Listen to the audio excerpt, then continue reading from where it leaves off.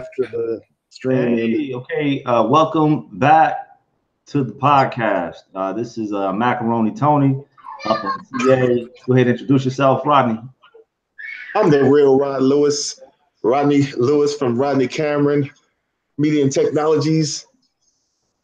I'm the man. Adam. Hello, this is Tarball. It's coming soon. Yes, sir. Yeah. And lastly, we got Dave.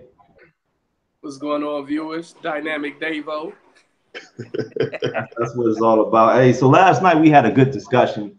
It was about the move back to the motherland or whatever else. But after we shut that topic down, we stopped broadcasting. The conversation continued. And somehow it morphed into a topic about medical, different medical options, and also about consciousness or whatever. And we wish that we had just captured that online, right? Because this was a really hot topic. We had a lot of good points that came up, so we are kind of rehashing or breathing life back into that topic today.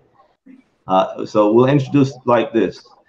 When we say dump your doctor, the first question I'm going to ask the doctor in the group is, how important is the medical profession to America, to the world? Yeah, I believe it's extremely important when it comes to prevention of disease, when it comes to diagnosing disease and providing evidence-based treatment to help improve individuals' quality of life, longevity. It plays a humongous role, not only here in the United States, but even on an international level. So, yeah, okay, so then I want to ask the other two guests how many times they have been to the doctor in the past year. Okay. I'll go first. I've been to the doctor, I want to say at least twice in the past year. I go quite frequently. I'm a veteran, so I go to the VA for my medical coverage, and I try and stay pretty consistent in making sure I go in and at least get checked up. Probably not the norm for a 40-plus-year-old guy. I know a lot of people don't like to go all the time, but coming up in the military, I'm used to going there and making sure everything is A-okay. How about you, Adam? I'm sorry. I've gone in about 5 times this year. I have really good medical and dental insurance, so I like to use it. They definitely hit me in the wallet, so I'm gonna try to get my money's worth. And how typical do you guys think you are of the population as far as black men or men in general? Let's talk about men in general. How many times you think they go to the doctor over the course of a year? I would say not. A lot of them probably don't go to the doctor at all. Yeah. Yeah, I think it's very dependent on what age group you're referring to. I do believe that younger individuals, obviously, because they're healthier, and even when you're focusing in on men, that particular gender, younger men don't go to the doctor as frequently. But as men get older, because medical problems can occur or they occur more with age, the frequency at which they go to the doctor increases. Okay. And or unfortunately, they don't go to the doctor at the appropriate intervals just for prevention, and they end up developing some medical condition, and due to symptoms occurring from that medical condition, they're forced to go to the doctor at some point in their life. Now you're a general practitioner, Dave, right? Yeah, family medicine physician, medical doctor, MD. Now let me ask you this. And I'll ask you this, and I'll make a point. When people do come to the doctor, what are the typical things that they come to the doctor for? Like I know you're on a military base. I know that we have STDs that flow around.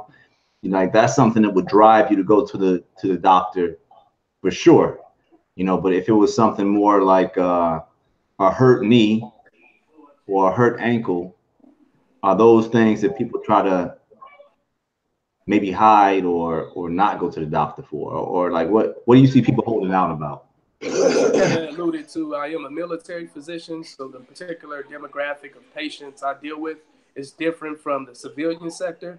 So I deal with healthy soldiers, and typically those individuals are young, and they do present to my office with musculoskeletal issues. And then I also deal with retirees and dependents. And those two patient populations, they come for everything, you know. But again, it's really dependent on age. So most of my younger patients, I see them for prevention things, i.e., vaccinations, you know, cervical cancer screening, things of that nature. My middle-aged individuals, I typically see them for screening measures, such as screening for diabetes, high cholesterol, or unfortunately, that particular demographic has already developed certain chronic comorbidities. So I'm treating them for that. And then obviously the geriatric population, they tend to have more disease. They're on a number of medications. So I typically see them for management of their medical conditions and also trying to come up with, you know, a end of life plan. End of life plan. So I'll just talk for myself. If I had a musculoskeletal issue like a hurt ankle or a hurt knee, for the most part, it's not the smartest thing to do, but in a lot of cases, I would just try to work around it because I remember when I was in Afghanistan, this is a few years back, and I was working out every day, and I was doing a lot of upper bodies, and I was just seeing how many pull-ups I can do, and I was getting to the point I could do 20 pull-ups, you know, and eventually in one sitting, and eventually I hurt my shoulder. And then when I went to the doctor, I said I hurt my shoulder. And for some reason at that time, I'm thinking they're going to have some type of magic medicine where they can make my shoulder stop hurting. And she said, well, what have you been doing? I said, well, I do a lot of pull-ups. And she said, well, stop doing it. Like, that was the answer. Like, you have an overuse injury. You're using this muscle, and you hurt yourself.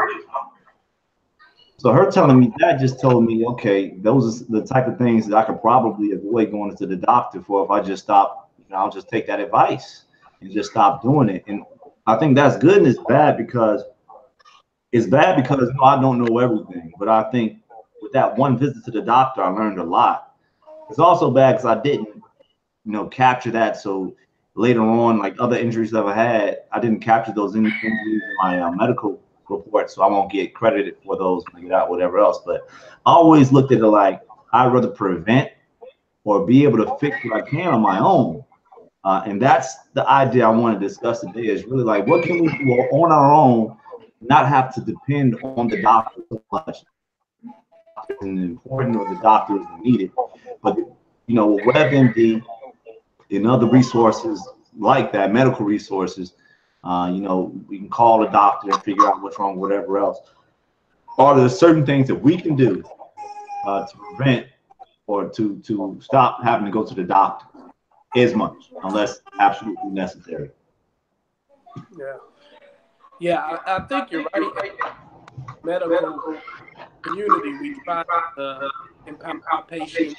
We try to inform patients to prevent unnecessary office visits. For instance, you gave the example of knee pain. Well, if you've been running a lot and you end up having a little bit of anterior knee pain, maybe the first thing that you should do is not go to the doctor.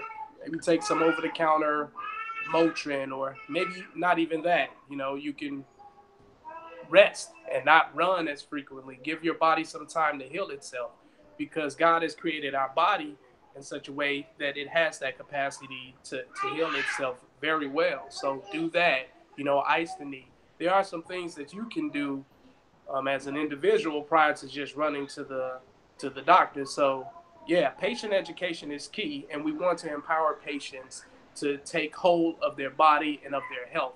So that does play a very crucial and important role. And to me, the two biggest things that you can do to help to prevent disease is adequate exercise, which we define as 150 minutes per week of moderate to vigorous intensity aerobic exercise, and appropriate dieting. And there are a lot of diets out there. There are a few that I tend to gravitate to the most, one of them being Mediterranean diet, just given the multitude of evidence that backs it and shows that it helps to prevent heart disease, which is the most common disease in our country today.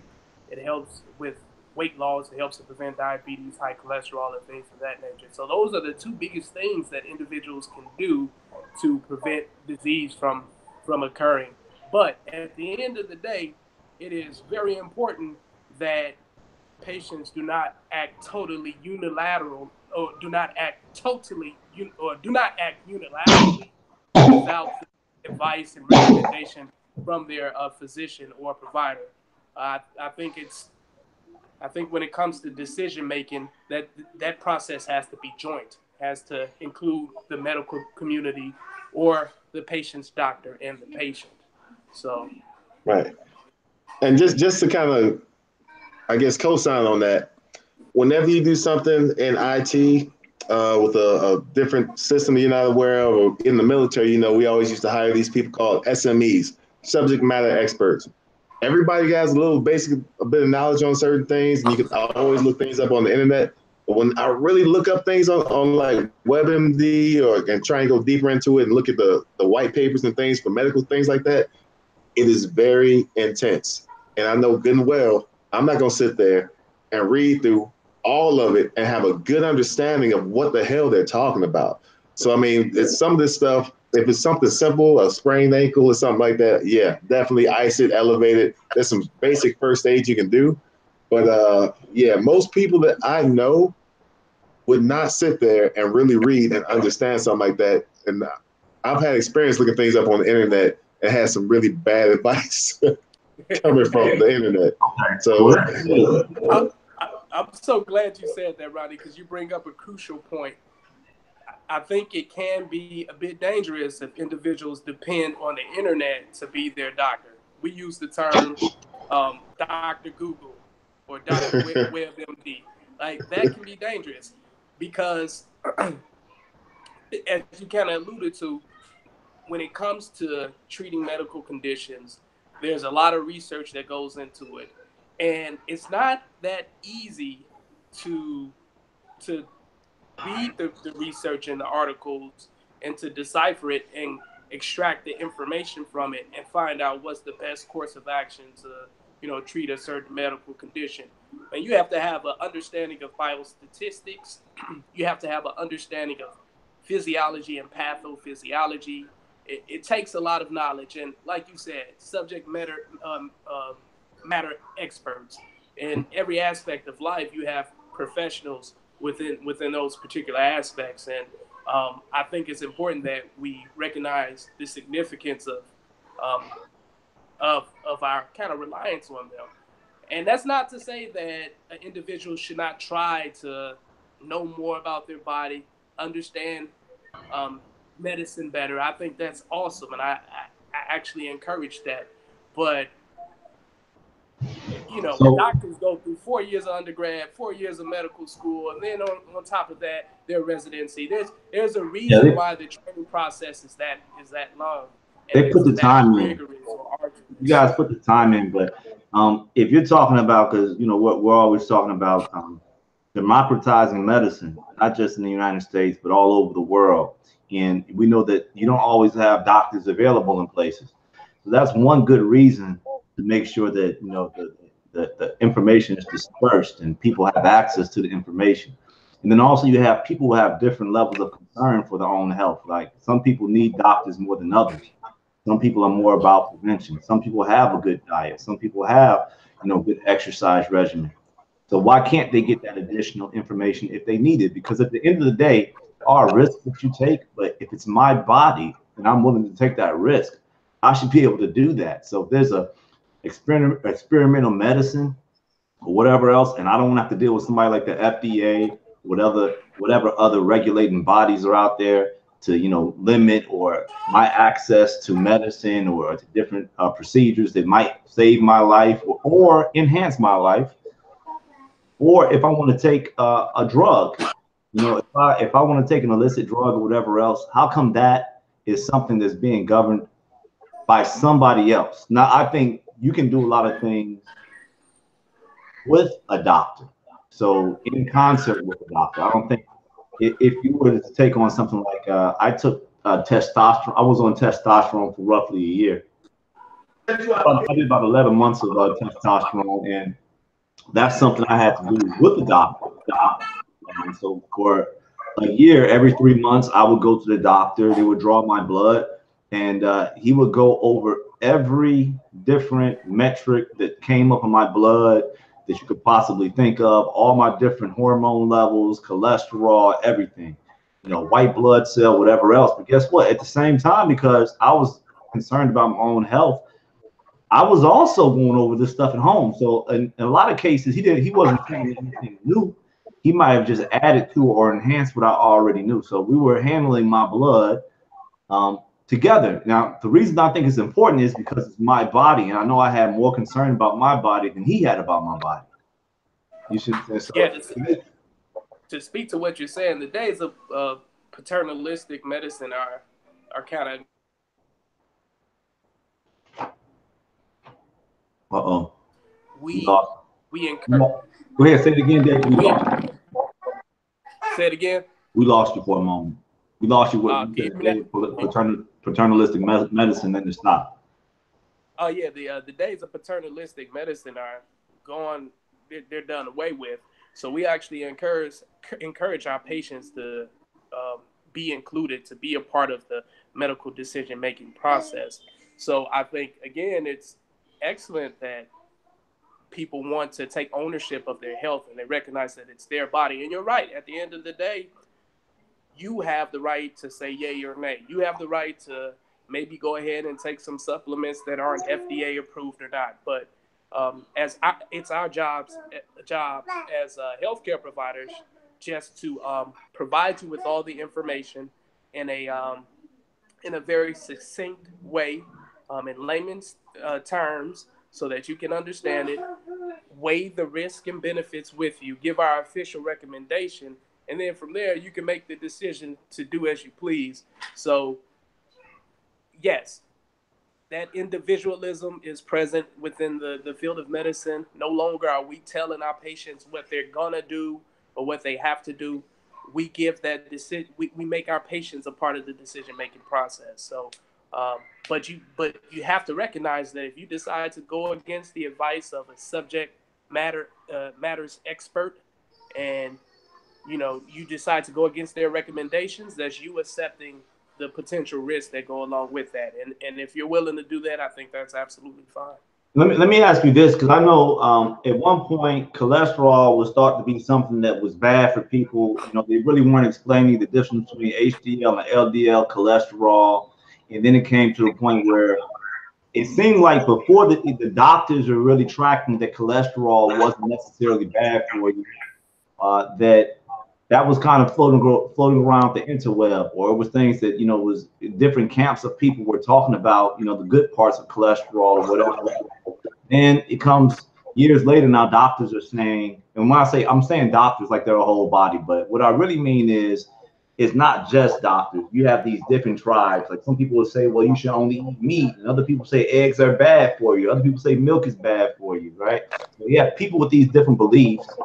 And then we figure out in the long run what we believed in 1980 or 1990, what our parents grew up believing actually is not just different, but it's the exact opposite. What happens in the medical community, we kind of go back and forth generation to generation. And do you think that the medical body as a whole is slower to react to change? No, I don't think that we're slow to react. I think we're slow to put out medical practice guidelines until we have solid evidence that supports the guidelines, right? So, for instance, you gave the example of cholesterol. There was a point in time in which we actually would treat individuals with high cholesterol to a certain range, a target range.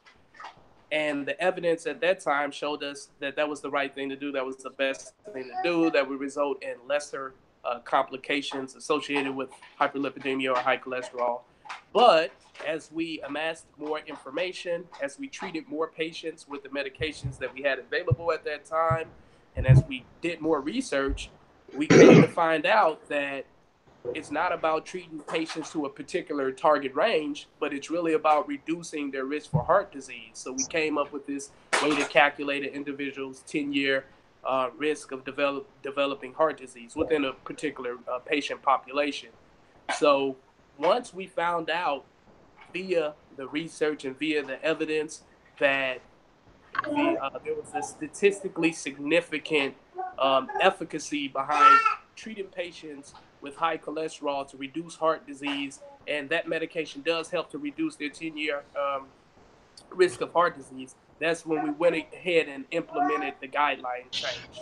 And also, we do this routinely. Like, for instance, for high blood pressure, every 5 years, we look at the guidelines and we look at our experience from from the last guideline to the review, and we look at the research that was done within that time parameter, and what the research that has borne in regards to the evidence, and we determine if we should make any changes. So that's another reason why you may see changes in the medical field, is because we're constantly reviewing the literature and so that we can make the best decisions possible for patients with certain medical conditions. Hey, Jeremy, let me ask you this.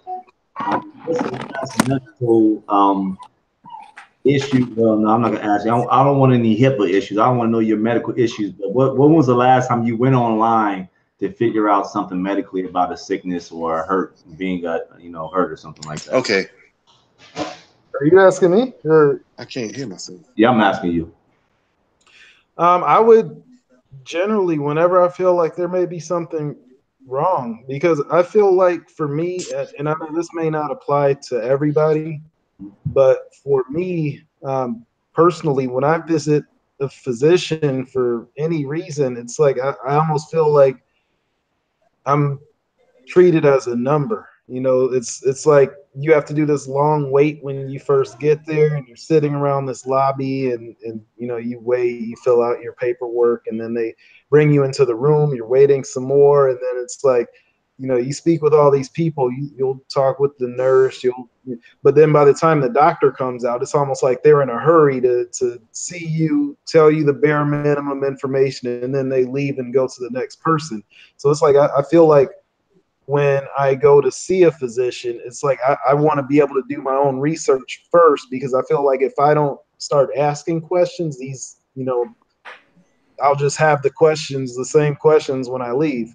Nothing will really get answered to my satisfaction unless I go out of my way to ask. But if I don't research first, then I won't really know what to ask about specifically. So I feel like I definitely try to do as much research as I can before I go to see any physician, because I feel like if I don't, I'll just leave with a lot of unanswered questions. That's like the realest thing I've ever heard, because it seems like there's nothing wrong with leaning on or depending on your doctor for information and for the final say. Like, you have to have that SME there. But if you're not going to the internet, if you have a cell phone, I don't care if it's leapfrog.net. If you have a cell phone and access to Google, WebMD, or whatever else, you need to be checking to see what the issue is before.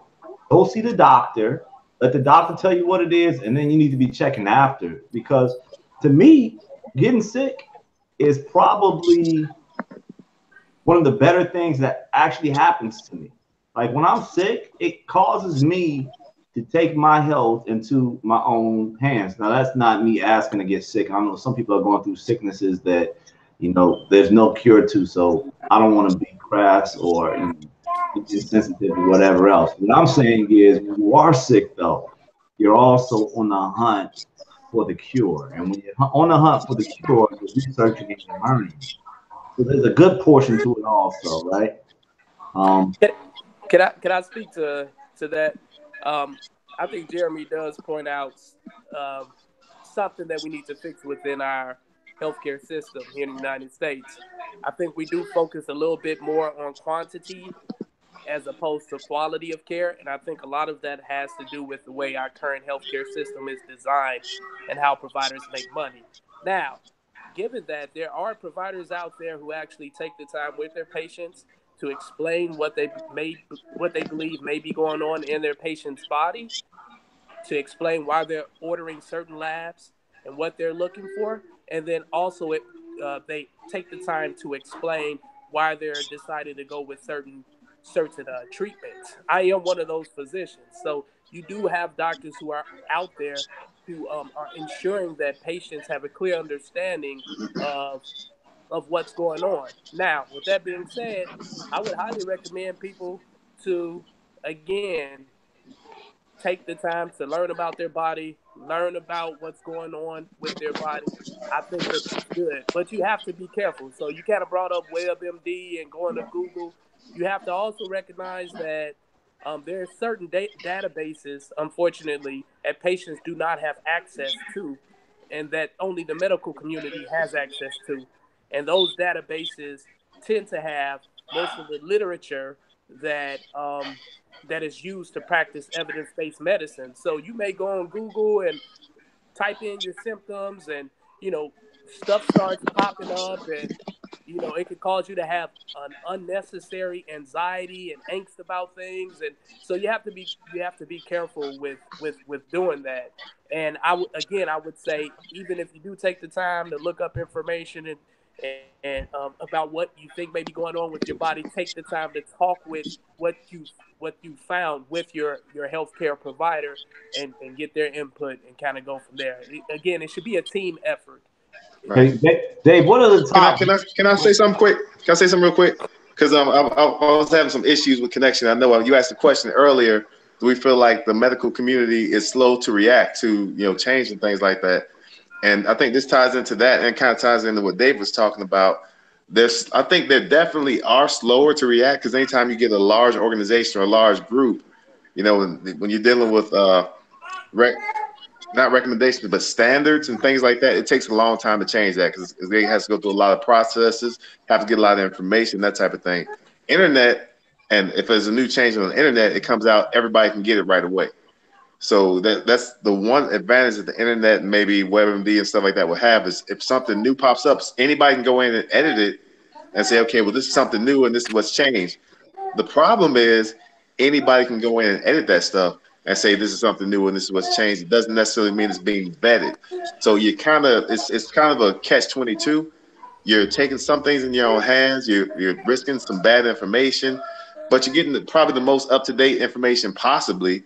But it could also be something that's just not right. Right. And it doesn't talk about your specific maybe DNA type or your specific body type. So I mean, it's a very touchy, very touch and go type situation. I myself thought I had a heart attack because of the internet, and I had all the symptoms. To me, pain in my chest, I was hurting. It wouldn't go away. It came after I was working out. Oh, you're having a heart attack. You need to go to seek medical attention right away. Turns out it was indigestion, but it was just an anxiety of WebMD or Google saying that I had a heart attack. You know what that feels like to have the internet tell you that you're having a heart attack while you have a pain in your chest? I mean, it wasn't like it was like, you got a heart attack, ha ha ha, whatever. You got a pain in your chest. You don't know where it's coming from. It doesn't make sense to you, and now it's really hard. And it's not going away, and the internet's telling you got a heart attack. So guess what? Your body's gonna tell you, your brain's gonna say, hey, guess what? You got a heart attack because the pain's right there, and they said so. So you have to be real careful with some of this WebMD and Google things like that, because they are not the subject matter experts all the time that go in and edit these things, especially not if you get off Wikipedia. Anybody can go in. I can go in and put some medical stuff on Wikipedia, and somebody will read that and say, yeah, he knows what he's talking about. And I'll tell you right now, I'm not no nurse, no doctor yet, nothing. So I don't want to cut you off. People always speak bad on Wikipedia, and then they watch CNN. Wait, what? So hey, anyway, hey, moving on. What? Hey, moving People on. also watch Fox News as well. Hey, listen. Where we Hey, going? Dave, I'm gonna ask you a real question though. Back to medicine. Which websites do you go to for research the most? Oh, did I lose him? He hang up on me. he can't tell you. It's a doctor's website that we don't get access to. You're speaking to me? Yeah. Well, honestly, and I promise you, I'm not trying to sound arrogant or anything of that nature, but like a lot of the information is stored in my in my brain. So like, I stay up to date on. So all right, here we go. So I typically like to review articles, research articles. I'll if so I actually go to the AAFP, the American Association of Family Physicians, to select articles to review on a daily basis. If I'm in the clinic and I'm in a pinch and something slips my mind, or I need to, go to a resource, I'll use something called UpToDate. But with UpToDate, it costs a decent amount of money to have access to it. So that's a resource I would use. And there's a few others, FP Notebook and Essential Evidence Plus, just to name, a couple of other ones. Which research papers or which research websites do we as civilians have access to that we should be looking at? None, really. I mean, I guess if you go to PubMed. Okay, that's it. PubMed. I mean, but here's the thing, though, Twan. Like to really, and Rodney kind of spoke on this a little earlier. To really understand those articles and to be able to like interpret the results and figure out how to put it into practical play, like you have to have an understanding of biostatistics, of human anatomy, physiology, like all of that is required. So it's really difficult just as a person who's not a subject matter expert to read an article and be able to recognize certain biases, to be able to break down the results. Like, for instance, do you know what a Kaplan-Meier curve is? Do you know what sensitivity and specificity mean? A confidence interval? These terms. And it confidence interval, yeah. And the other two I can learn today if you tell me. Some of them I know. I know what a confidence interval is, but if you tell me the other two, I can know what those are also today. The thing is, for me, and I understand what you're saying, Dave, but if I'm interested in a subject, and let's say it is like me, I take a lot of nootropics, right? And I've been on PubMed before, so I've been there, and a lot of the people who test different nootropics, that's where they'll tell you to go. They'll tell you to go to PubMed, and they'll say this supplement has this many research papers or this many whatever on PubMed, and you go and you read a few of those, and then you go to what were we talking about yesterday? What website was that? I'll go there. I'll check some things out, whatever else. But for me, I think if you want to know about a topic and you're dedicating hours a week to it, over the period of time, you're going to know more than the average person. So I'm not afraid to, and then it's my body. So it's not like I'm going to operate on anybody else or anything else. If I want to take a supplement, then I'm going to do that. Like when it came to testosterone, people tell me, oh, don't do testosterone. You do this to your body, you're going to ruin your body. And I did it. And I recovered in time. Like after I stopped, I took it for a year. I stopped for 6 months. I'm back to normal. I'm not saying that that's going to happen all the time, but I'm saying it is my body. And I don't feel like I've aged my body at all. I think people need to be willing to take risks at some point so they can, for me, it's not so much even sickness as much as it is enhancing. Like, do you know what PRP is? I'm sure you do. What stem cells are, we could discuss that. Just other methods. Yeah, but here's the thing, that's all good and dandy, and if you want to do that, that's fine. But I'll use this as an example. I know nothing about cars. Now, if my car has an issue, could I go on YouTube? Can I go on the internet? Can I speak with a mechanic to find out what's a good resource I can go to? Yes, I can. Could I potentially fix it? Yes, I can. Is the risk drastically increased if I try to fix it compared to a mechanic? Yes, it is. So if I'm willing to take that risk, I think that's absolutely fine, and there's nothing wrong with that. But, in this society we live in today, we're busy with so many different things. Sometimes it's best to just let the SMEs give you a little guidance. And like I said, I think the balance of both is good. Like, yes, know your body, and physicians should be empowering you to know your body, to understand what's going on with your body and things of that nature. You should be a part of the medical decision making process. But like, do you really have all the time to to go into that much depth? And I don't know. Let me say this. Let me say this real quick. I just want to say this real quick. A little bit of knowledge can be a very dangerous thing. Okay, Number one. Number two, education. we all know that there's clandestine organizations out there that have secrets and different information. Education is like the oldest clandestine organization in the world. Like, there's always something that you have to pay to know, and you have to put in certain dues to know certain things, to get these certain degrees, to get these certain levels of pay. It's just the way the system is. They're not going to make all the information available for free to everybody, because that's just not how things work. Free. The internet's trying to do it, but they're not going to give you good quality information off the internet.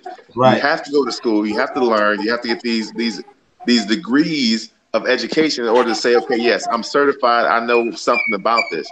So if I give you a book right now talking about logarithms and talking about calculus, logarithms, mathematical crap, and you really love it, you could read those books, but you will not get the full benefit from it unless you have that type of education. I think people are too afraid, man. Like, people are afraid to do everything. You know, they're afraid to leave the country. They're afraid to, try to figure something out about their own body.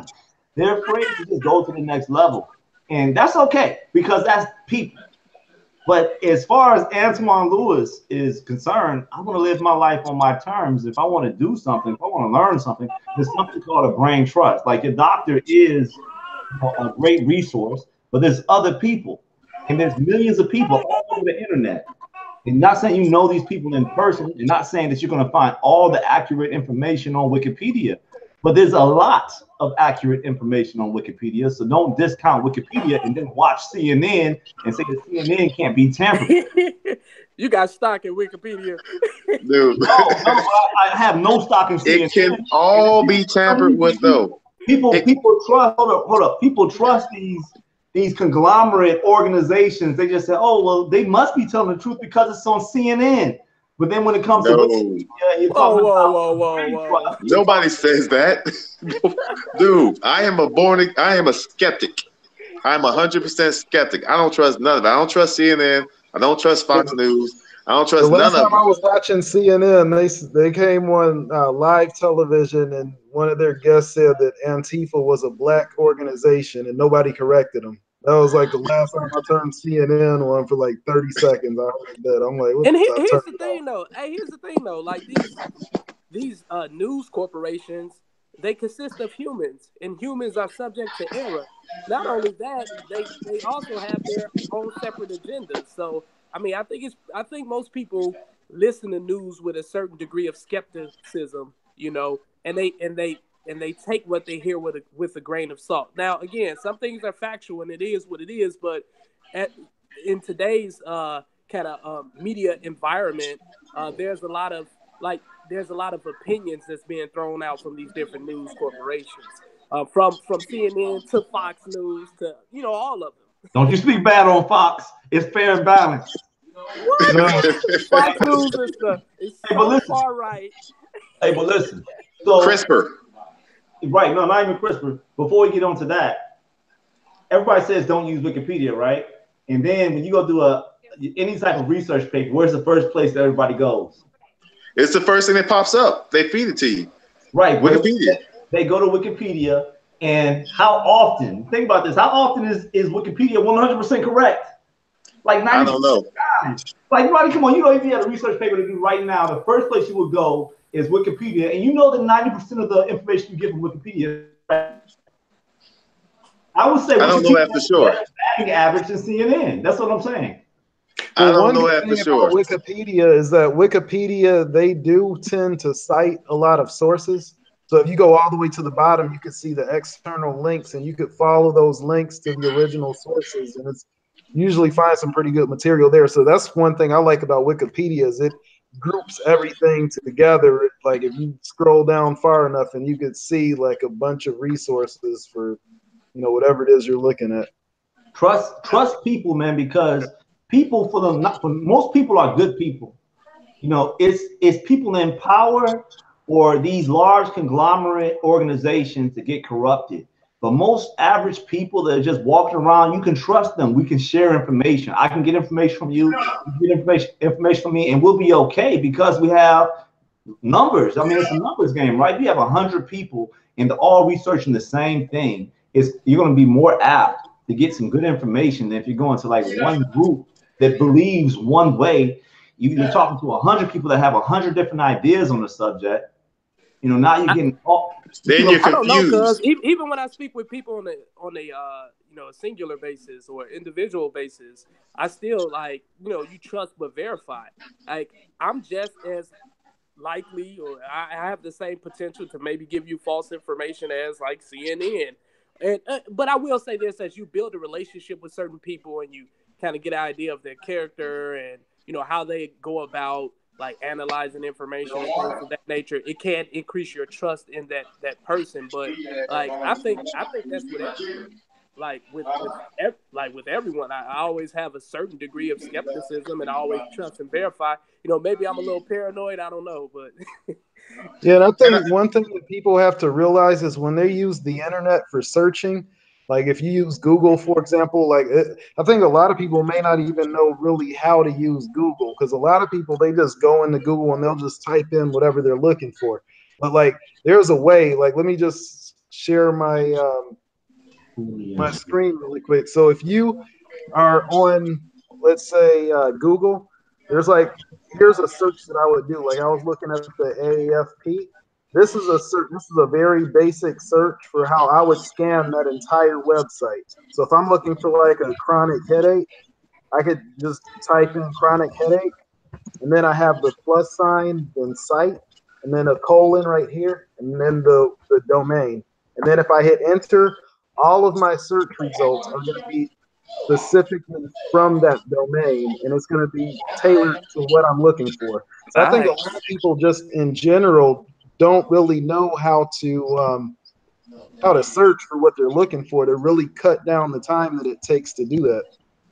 Yeah, and I think that's important too, because when we have too much information coming in and thousands of people you're talking to or looking at, reading the different things, to me, it's just confusion, and it doesn't help me. Like, because if I have one person saying yes, one person saying no, and then another person saying maybe, like, okay, great. All these people say different things. I got to figure something out.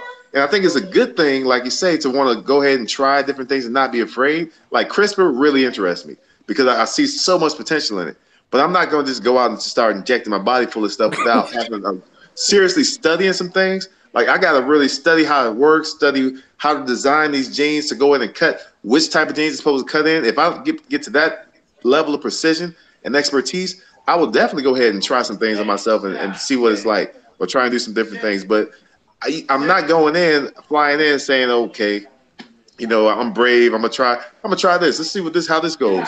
You know, I'm very careful about that type of stuff because you only get one life. If you mess it up, if you mess your health up, then you're stuck. It doesn't just come back automatically. I don't know if it may, for certain things, it may come back, and for other things, it may not. You know, I think you have to be careful. I don't think I would go in and just take like a gram of something that could mess me up. You know, I always try to titrate dosages or whatever else to make sure that, or I try to also change the time in which I take certain things. So, you know, some things you might take before bed. I mean, it's so many different variables. So yeah, you have to be careful. You also try not to take too many things at once. And I'm talking about nootropics in general because that's what I tinker with. I've been tinkering with nootropics for the last 4 or 5 years, and I'm still here. And I'm still in good spirits. I feel like I've done some things to my body that kept me young. Where, you know, I'm going on 40 years old. I feel good. I feel like my mind is still in a pretty good place. Hey, cuz, I got a question for you. Go ahead, sir. When you read the literature on, you know, some of these supplements that you're taking, do you feel like you have a good understanding of like what the research is showing? Like you understand the numbers and you understand the design of the study and things of that nature? Like the design of the study, yes. You know, I understand like what you call double-blind studies, whatever else. But other things I don't understand. So in no way am I saying I'm an expert. Do you do you go to like maybe a subject matter expert to get their input? like, hey, you know, I came across this article for this particular supplement. Here's what it's saying. Can you help me out? What do you think? What's your opinion? I'll go to Quora and I'll see if somebody already had the same issue, or if they have a different question that they may have posed that I would pose also, and I'll go with that, you know. But at the end of the day, all I'm doing is taking a dose of something, right, and trying to get a result. So I don't think I'm going out on a limb as far as hurting my body, you know, especially, you know, there's people out there doing crack cocaine and much worse things, and they're still here. Yeah, I guess I was just kind of thinking about what Rodney said. Like, if I'm going to embark upon something like that and I'm not relying on a subject matter expert, I'm going to make sure I have a thorough understanding of what I'm doing. So that's all I would say. I would say, you know, just make sure you have a clear, like, idea or understanding of what you're putting into your body and the potential ramifications of that. Not to say that some of these supplements that you're suggesting won't have a positive impact. I'm not saying that, but just be careful, because I've had cases of patients coming into the hospital with like renal failure due to some like supplement that they've taken, and they were unaware of like the impact of it. They thought they did their research and stuff and everything was going fine, and then bam, you know. And my liver's in really good shape. I can tell you that much. I don't know about the kidneys, but I know my liver's in like excellent shape. I take care of that. Hey, David, you said something. I think you said earlier, like you read certain magazines for fun to learn some medical stuff. Like, like who does that? Only a doctor would say that's fun. Like, I try reading that stuff. I'm like, ugh. Like, this is good. Give me something interesting. like, come on. I don't know why it excites me. All right, so yeah, let's we're gonna move the conversation right just a little bit. And Dave, do you know what PRP is? Oh yeah. Platelet plasma. You want to discuss that? Can you share the medical what's being done medically? I don't mean not in detail, but just in general, what PRP and stem cells, what's happening in that? PRP, plasma reagent. Okay, PRP is basically when we take your blood, we spin it down, and we get the inflammatory markers that's present within your plasma. Then we take those inflammatory markers, and let's say you have you have arthritis in your knee. We'll inject the plasma into your knee, and it actually induces inflammation. So I know that sounds counterintuitive, but the idea is by inducing inflammation, you actually speed up the healing process. Now, the evidence on it is kind of shaky. If you go to an orthopedic physician, they'll probably tell you it's hit or miss depending on which orthopod you speak with. Some, they don't do PRP. Others, they do give it a try, especially if you have a patient whose functionality and quality of life is horrible due to their knee osteoarthritis and they've tried other methods. But yeah, theoretically, it makes sense. You're actually trying to speed up the healing process. So that's kind of like I guess a breakdown of PRP. Is stem cell the same thing then? Because you hear PRP and stem cell talk about in the same vein. Stem cells a little bit different. Stem cells are cells that essentially have the potential to turn into any type of cell within the body. So, you know, they're used in regenerative medicine. I'm not, obviously that's kind of outside of my area of expertise. So I don't have a profound or deep understanding of it, but just on a superficial level, that's what it, I'm sorry, let me get a little detail. That's what it does. Here, I'm going to mute real quick. All right. So yeah, while he's gone, so I brought that up because those are two things that I'm really interested in as of late, getting a little bit more information on. Two guys I follow on the interweb. One is Dave Asprey, the Bulletproof guy, and the other one is Joe Rogan, and they both talk PRP and stem cells. I think the other guy's name is Adam Greenfield, something like that. That's the third person. He actually had PRP. No, he had stem cells injected into his wanger, and it's supposed to rejuvenate that area very well. But anywhere you put these in your face, you know, like Kim Kardashian had the vampire facelift, whatever else, that's so she can keep her face young. But this is like a really popular cosmetic surgery also, you know. So It's something I was looking at. Rodney, you have an interest in CRISPR. Did you want to explain that to the people real quick? All right, CRISPR is pretty much a self-administered gene therapy where they're able to, right now, they've been able to solve a few medical issues for some animals and things like that based off of going in, sending these genes in. They cut the certain DNA in a certain place and they reform themselves and basically heal the issue. There's a company that makes these kits quite affordable and available to the public. So you can actually go in and play with the gene therapy and fix some things up. Now, they're able to do it in the U.S. Some other countries have already banned it. U.S., you can still do it. The fear is that somebody will take it and start some sort of maybe a bioterrorism. They'll recreate a new disease or an old disease or something like that and release it into the public. I think they brought back the smallpox in another country. Somebody, just to prove they could do it, they brought back the smallpox disease.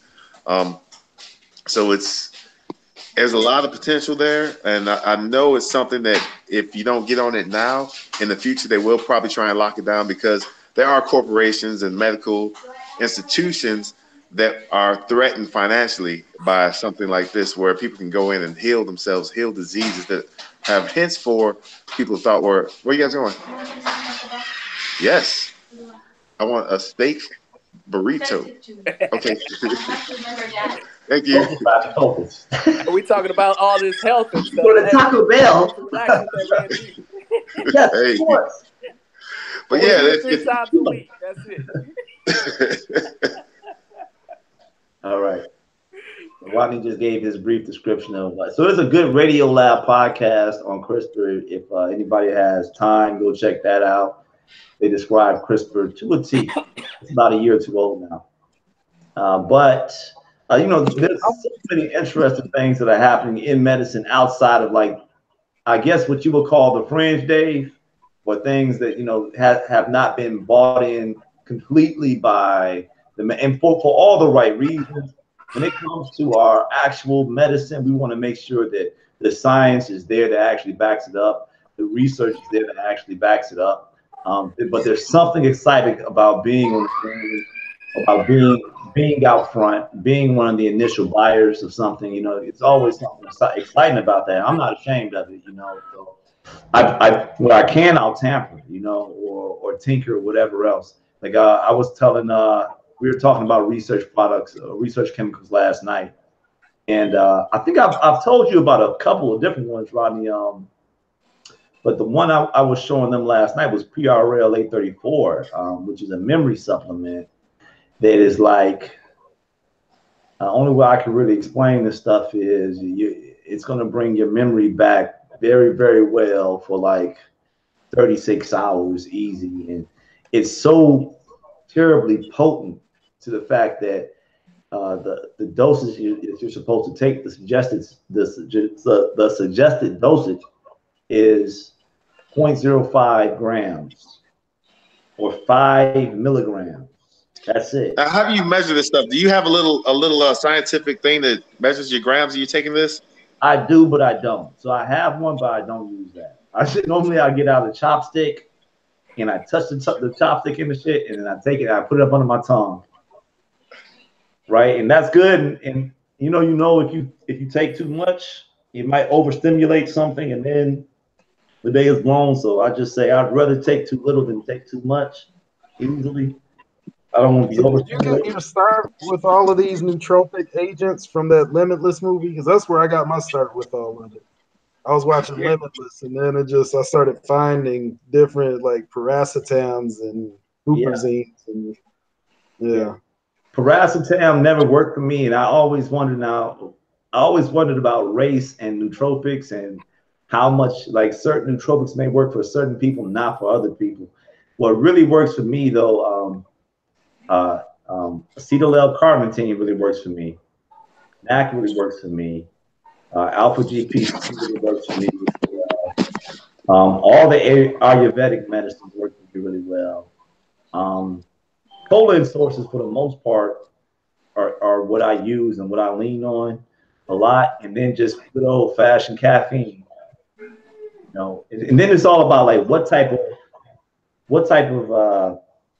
result are you really trying to get? Like, are you trying to go to work and like work your ass off for 8 hours straight? Are you trying to improve your verbal fluency? Are you trying to improve your memory? Are you trying to just chill out? Like people will take things like L-theanine just to chill out.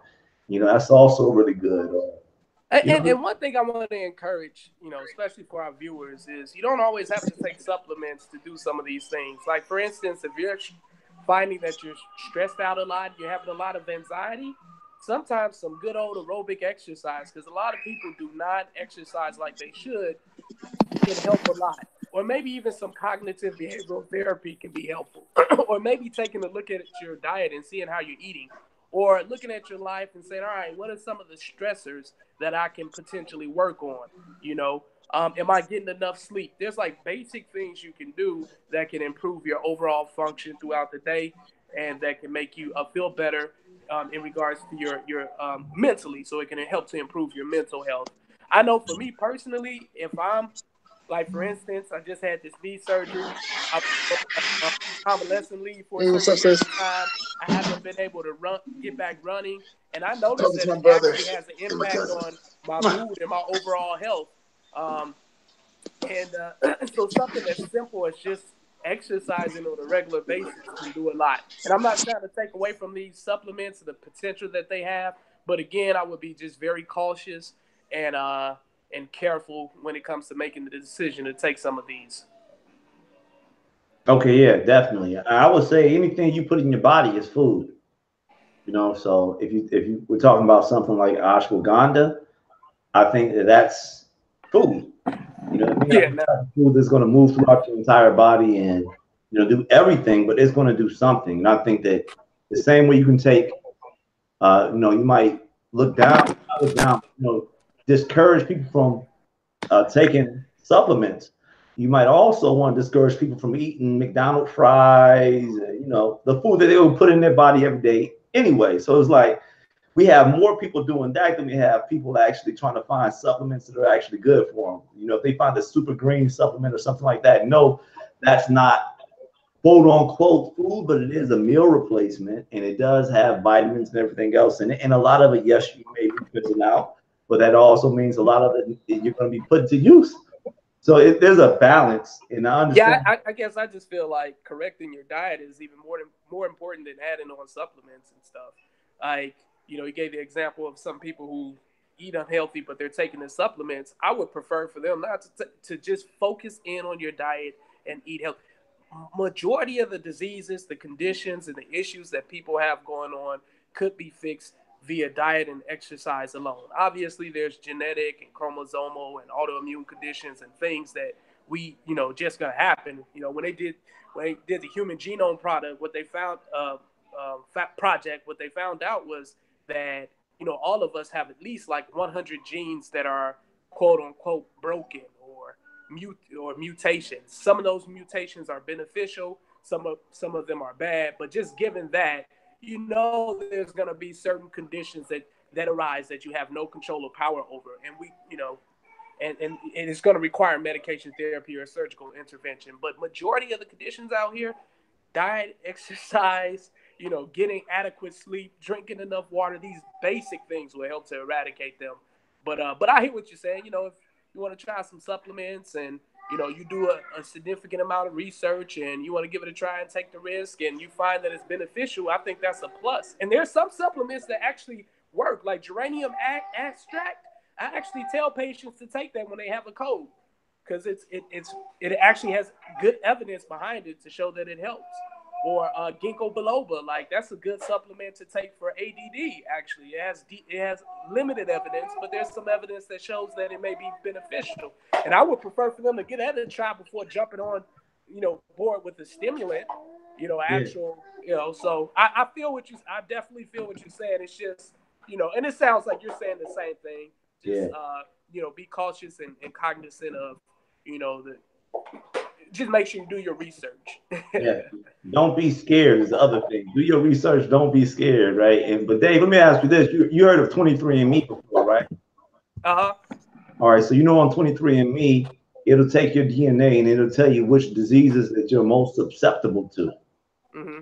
All right. How important do you think that is to try to get ahead of, nature? Hey, you know what? I think that might be, part of the medicine of the future. To be completely honest, I think it's very important if we can identify, because then we can tell individuals like, listen, you have a predisposition for this particular condition. It is very important that you lower your risks of this particular gene being cut on and you having this disease. Here are the ways in which you can lower your risks. So I think that that's gonna play a huge part in medicine in the future. Okay. As we amass more and more information, and as more people submit their DNA and things of that nature, I think it'll strengthen the power of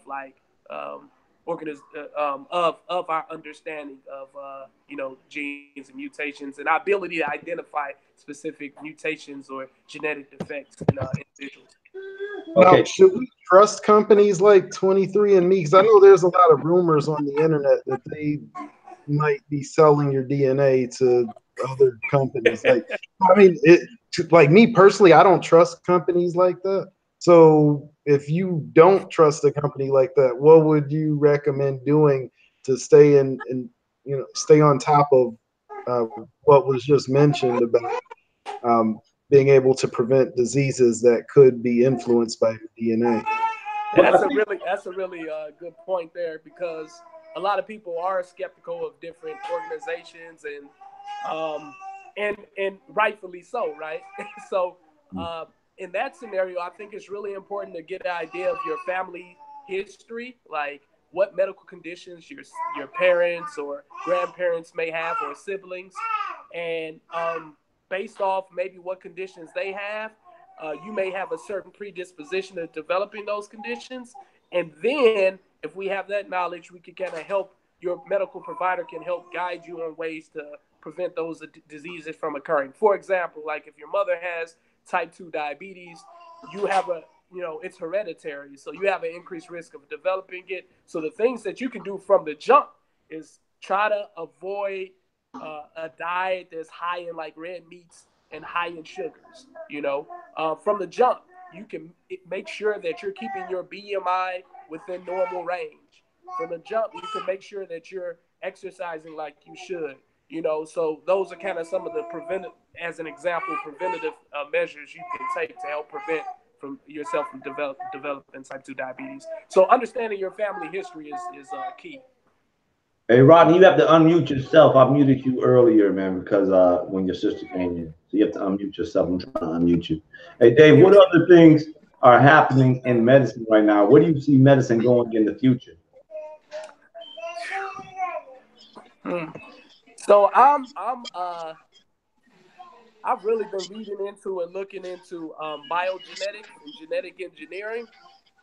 I think in the future, especially if our ethics committees will allow this type of research, I think in the future we will get to a point in which we can early on, like once a zygote is formed, we can identify particular genes that's responsible for certain medical conditions, and at that time, via genetic engineering, remove those genes from individuals' DNA to prevent them from having it. For instance, like Alzheimer's disease. If we find, and typically there's more than one gene or allele that's responsible for a specific condition. So if we find all the alleles that's responsible for people developing Alzheimer's disease early on, we can scan individuals' genetic material, their DNA. If we identify those alleles, we can remove them and in effect prevent Alzheimer's disease from occurring. So I think that's one of the directions I see the health field going into, the medical field going into. All right, I'm going to ask our resident computer scientist, Jeremy. Jay, what do you see happening in your world of computer science that's going to meld with the medical science to maybe improve or enhance our life? Well, there's so many things that can arise from combining technology with medicine. Like, for example, you've already got companies that facilitate interactions between physicians and patients through an internet connection, much like what we're doing right now in a video chat scenario. So where you can have your symptoms and your, just like how we're speaking, you could be speaking with your medical physician to get prescriptions prescribed to you, sent to your pharmacy. You go and pick it up, and it's a valid prescription, and you don't have to leave your home. So you've got things like that already in the works. One thing that I was thinking about yesterday that we sort of touched on is, we've already seen the release of 3D printers. So you've got these printers that are capable of printing pretty much anything you could think of, from artifacts to firearms. So you've got these printers. So what happens if we reverse that? So instead of printing, you begin scanning. So you may have an issue where you've got, a sprained finger, you've got some sort of an issue with your nails, or whatever, and you put your hand inside of this 3D scanner, and it can scan the entire, like your entire like dermal layer. I don't know if that's the correct terminology for like your epidermis and stuff, but it scans that layer on your skin, and it can replicate that in a remote location somewhere, and actually print out an exact replicate of your hand. And it would come along with every scratch, every scrape, if you've got some sort of I don't know, like a hand fungus, or I mean, whatever, and it could actually detect all of that, and it scans to the other side, where you may or may not have a doctor on the other end, but maybe you could have a computer on the other end that can analyze that data and then report back to you what it sees, and it could send a prescription along the way to your pharmacy. So you actually can completely remove the human from that equation. So I mean, there's just no telling what the limits can be. I mean, there could be, a really interesting show that I saw on Netflix. It's called Altered Carbon. I don't know if you all have ever seen that show, but it has a really interesting concept where people can essentially evade death. So your entire existence lives on like some disc that gets inserted in like around your spinal cord. And as long as that disc doesn't get damaged, you could change your human body. They call it a sleeve. So it's like if you get tired of your body, or if your body ages, or whatever the case may be, you just get inserted into a new sleeve, and you live in a whole new life, and you still have all of your memories intact. So it's pretty interesting. I think technology can be so vast when it comes to, because I mean, what happens if that body gets a disease, or gets some sort of an ailment, you just switch bodies, and then Man, you know what? There's no telling. I think that's gonna take us into the next topic, because that's like, what is life? That sounds just like something that would lead us into that. That is a good show. I like that show. Yeah, something to consider. Show again. Altered Carbon. Let's go. Okay. Well, Rodney. Yeah. On the medical tip, though, what's happening in the medical world right now that you're tracking outside of CRISPR that you like? Think is going to help us in the future.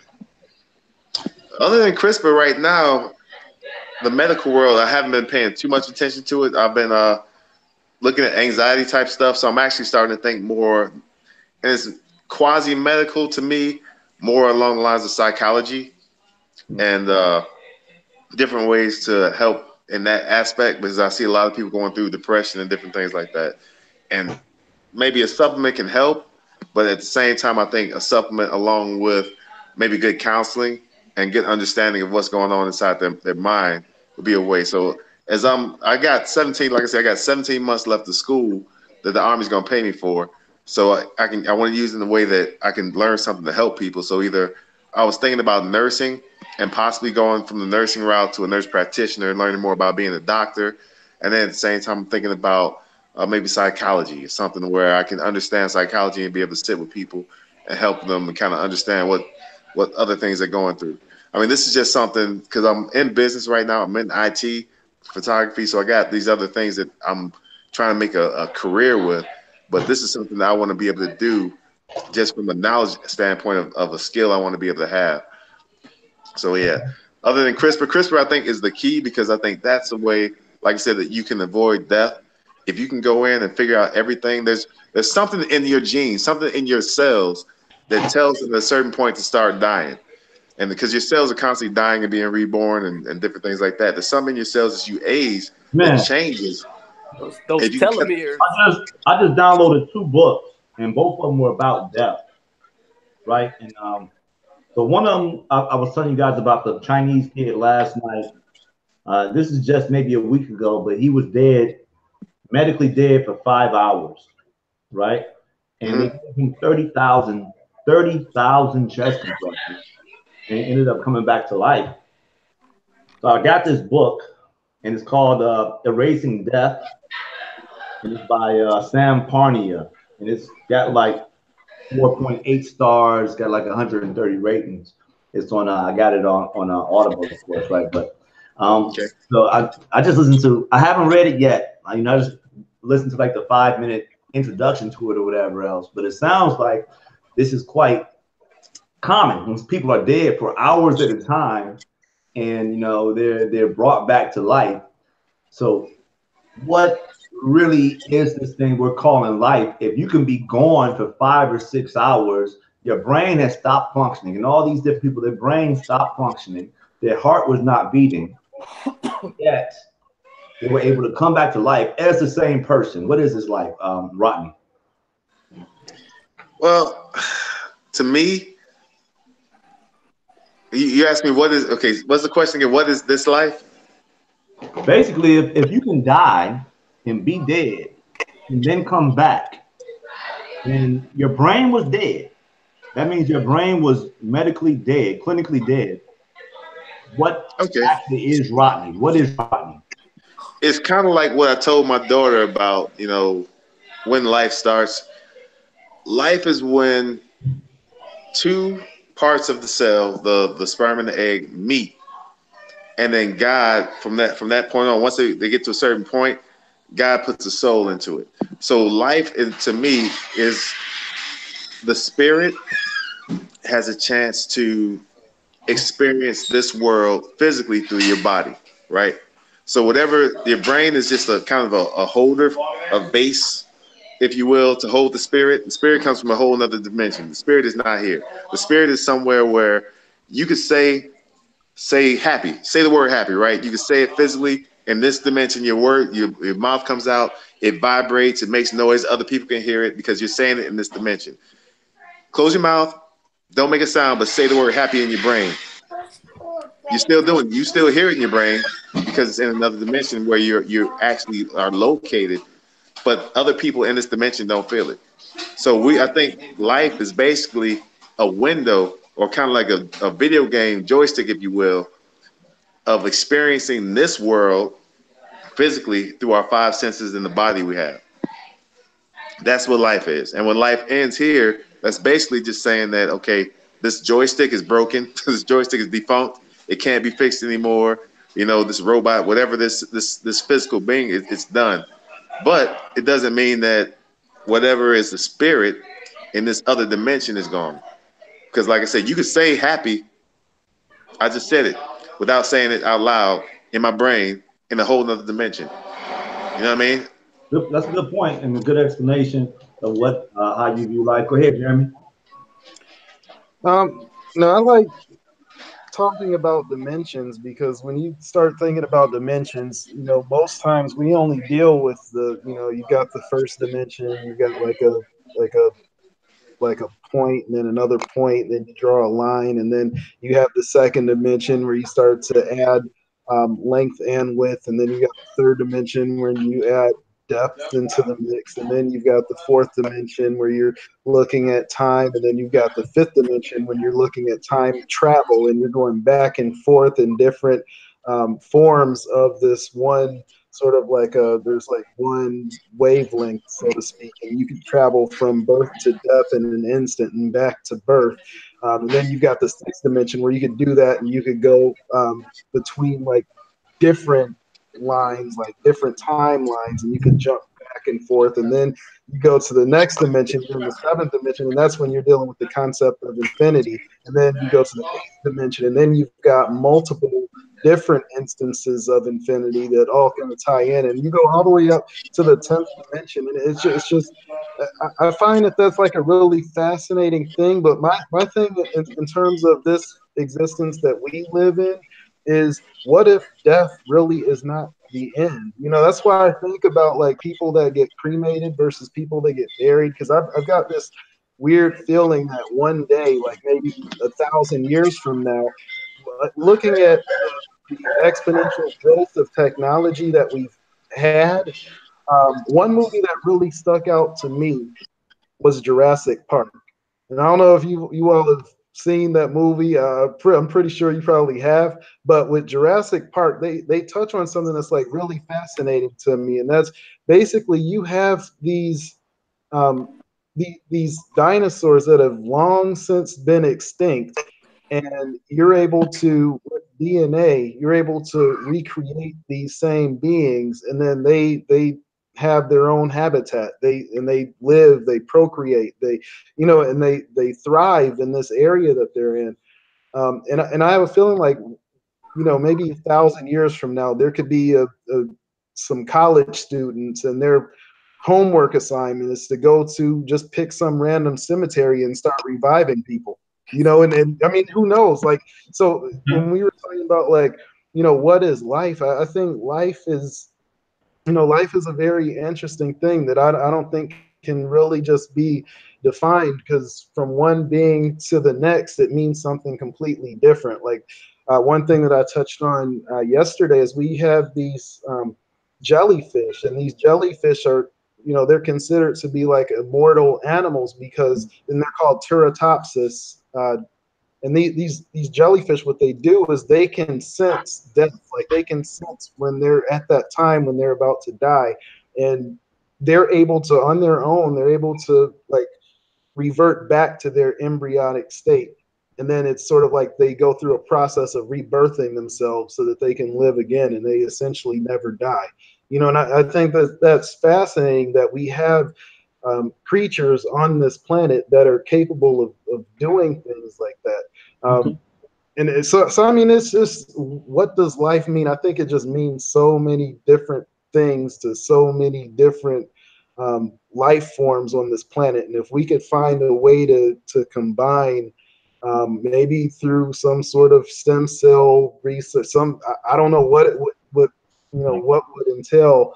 But I think that it's something that could be possible, that we can definitely find a way to prolong life as we know it, and then that would redefine it altogether. Dave, man, your explanation of life and what it is. What is life? Are we referring to consciousness or consciousness? So let me back up. So I think life is just all the biochemical processes that go on within our brain, within our bodies, that sustain us. But consciousness, to me, is the byproduct of all of the neural pathways within our brain, and there's billions of them, and all of their interactions, and through all of that chaos, you have the byproduct of consciousness, this awareness of self, of that I exist, that I have feelings and things of that nature. So that would be my definition of consciousness. So, and you were talking about different dimensions. I definitely believe that there are different dimensions. When you think about it, we only deal with the visible light spectrum. So and that's the smallest part of the actual spectrum, right? So you have UV light and all these other different parts of the spectrum that make up most of the spectrum. So, and we can't even, we don't see that. So I think that there are other dimensions that exist that we don't have physical access to, but maybe through prayer and meditation and things of that nature, we're able to tap into those different dimensions and potentially communicate with beings within those different dimensions. So, but yeah, I thought that was something interesting. And then as far as prolonging life, there's a lot of research into that right now. At the end of our chromosomes, before we get into that, I'm gonna give my definition of. Okay. I think life is. I think we have something that's in another dimension that actually is using this body remotely. Because, and the reason I say that, I would even go as far to say is that one thing may all be just one thing, which means that God may be the collective human soul. I think us as individuals is the ego. I think as that ego passes away, whether you burn it or bury it, really doesn't matter, because that ego or that thing, the flesh, is over at that point. And that the soul moves on, and perhaps it moves on to another body, or perhaps it moves on to another dimension. That we don't know. But I believe that my soul, which could possibly be the same as the collective human soul, which could possibly be the same as God, is what lives on after this body passes. And I think that what is Antoine really doesn't matter at that point. So even if they took all of Antoine and uploaded him to a computer, I don't know if it would matter to anybody but Antoine. Because you can think about the most famous person in history ever, and how much do people really respect him, right? If it's Jesus Christ, he only gets so much respect or so much reverence. And if it's Martin Luther King or JFK, I mean, they're important to some people, but to other people, they're not. So I think it's like monuments to nothing, the statues and the graves and everything else. It's important for a moment, but it's almost like Michael Jordan in his height. I can tell you all day how great Michael Jordan was, but if you weren't born until 1997 and you never saw him play, it's not important. So I think that as the ego passes, as the flesh passes, the soul lives on. I think there is a bit of I think people call it limbic resonance. It's a new word I just learned. So I was using it. Forgive me. That means, me and David are talking and we're touching on a point, and we hit something emotional. He understands the way I feel, and I'll understand the way he feels, and we could have sympathy, empathy. And I think as that increases between people, or some people might call it love or whatever else, it reigns supreme. And if you really don't have life without love, pass the mic. There was a doctor, I'm going to have to find out who it was. It was from a book that I was reading that talks about souls, like what happens to your soul after it leaves your body, and you no longer have the traditional sense of life as we know it on Earth. There was some doctor that attached a polygraph machine to a plant. I can't think of the doctor's. I'm going to have to look that up.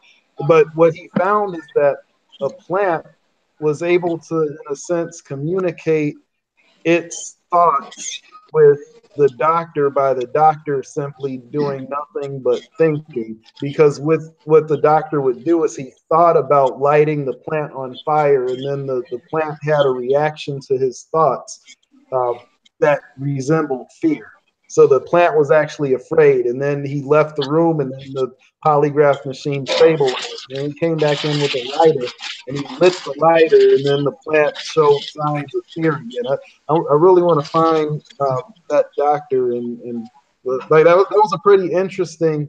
This motherfucker's crazy. What did I do? To kind of piggyback on that I definitely think that there's power not only in thought, but even in words, like just vibrations that you send out. Because there was actually research done with prayer and prayer's impact on disease. And basically, what the research showed was that those individuals who received prayer had better outcomes. And it was actually statistically significant. So I think that speaks to the power of thought, the power of words, that you're sending vibrations that actually have an impact, even on a physical level. You know, yeah, that's. Oh yeah. So when it comes to religion, let me ask this, Dave. Can we say that? And we know that if you're thinking about something negative, and I think this might have something to do with like the way we view sin. Like somebody thinks about sin, they say, "Well, I sinned, I deserve to be punished." And sometimes sin in and of itself will bring you punishment because that's just the way sin works, right? But in other ways, do we bring the punishment to ourselves sometimes by thinking that, and we're still talking about life here, because we're talking about things that are happening in other realms. I think in the same way, we're all semi-religious or religious here. So when it comes to religion, do you think religion is good? Like prayer can be good. However, worrying could be bad. Can dogma inside of religion cause people to worry? Yeah, I think it can cause people to worry. I think overall, I think it all depends on the people or the individuals who are practicing the religion, because religion can have a negative impact. So you give the example of sin and sin causing people to worry. But when you think about Christianity and the principles of Jesus Christ and what he taught, his message was less condemning and more accepting of folks and of people and of their sins, and pushing this kind of transformation that he's kind of looking for us to have. But you do have individuals who may take who have a different perspective on Christianity. They may harp a little bit more on the Old Testament, and and they may believe that may believe that their sin is ultimately going to lead to death, and because of that can create a lot of angst and anxiety. So I think it's really dependent on the individual that's practicing the religion. But religion can be good and it can be bad. I think it can be both. All right. And the other question I wanted to pose to the group was your idea of God, because in the Bible it says, Jesus said, and maybe in Matthew 5, something, I don't know. We can find out on the phone real quick, but just to be expedient, I know it says that, did you not know that ye are gods?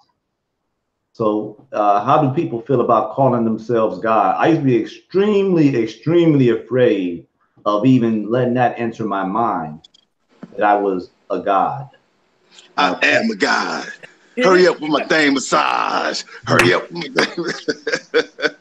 But no, one of the boys, man, it wasn't a rapper. It was actually What's happening? Look. Wait, got any braids? No, I just washed it. Oh, looks nice. It feels so light. Okay, look, real quick. Yeah, we are made in God's image, right? Right. So we all got God's body. The first life of the first man, Adam, God breathed. He was clay, and God formed him in his image, and then he breathed his breath in Adam, right? Mm-hmm. So we all have God's breath in us because we all came from Adam and Eve. So we've all got God's breath. We all came from God's body. God is a supreme being. Supreme can be so much more than we even know, because we only know our own limitations of what we are, right? So he could be somebody who's on the 10th, 11th, 12th dimension that has pretty much set us up in a certain way so that his laws and certain things are going to happen. All this religion and all the thoughts of sin bringing punishment is basically just karma, and that's a law.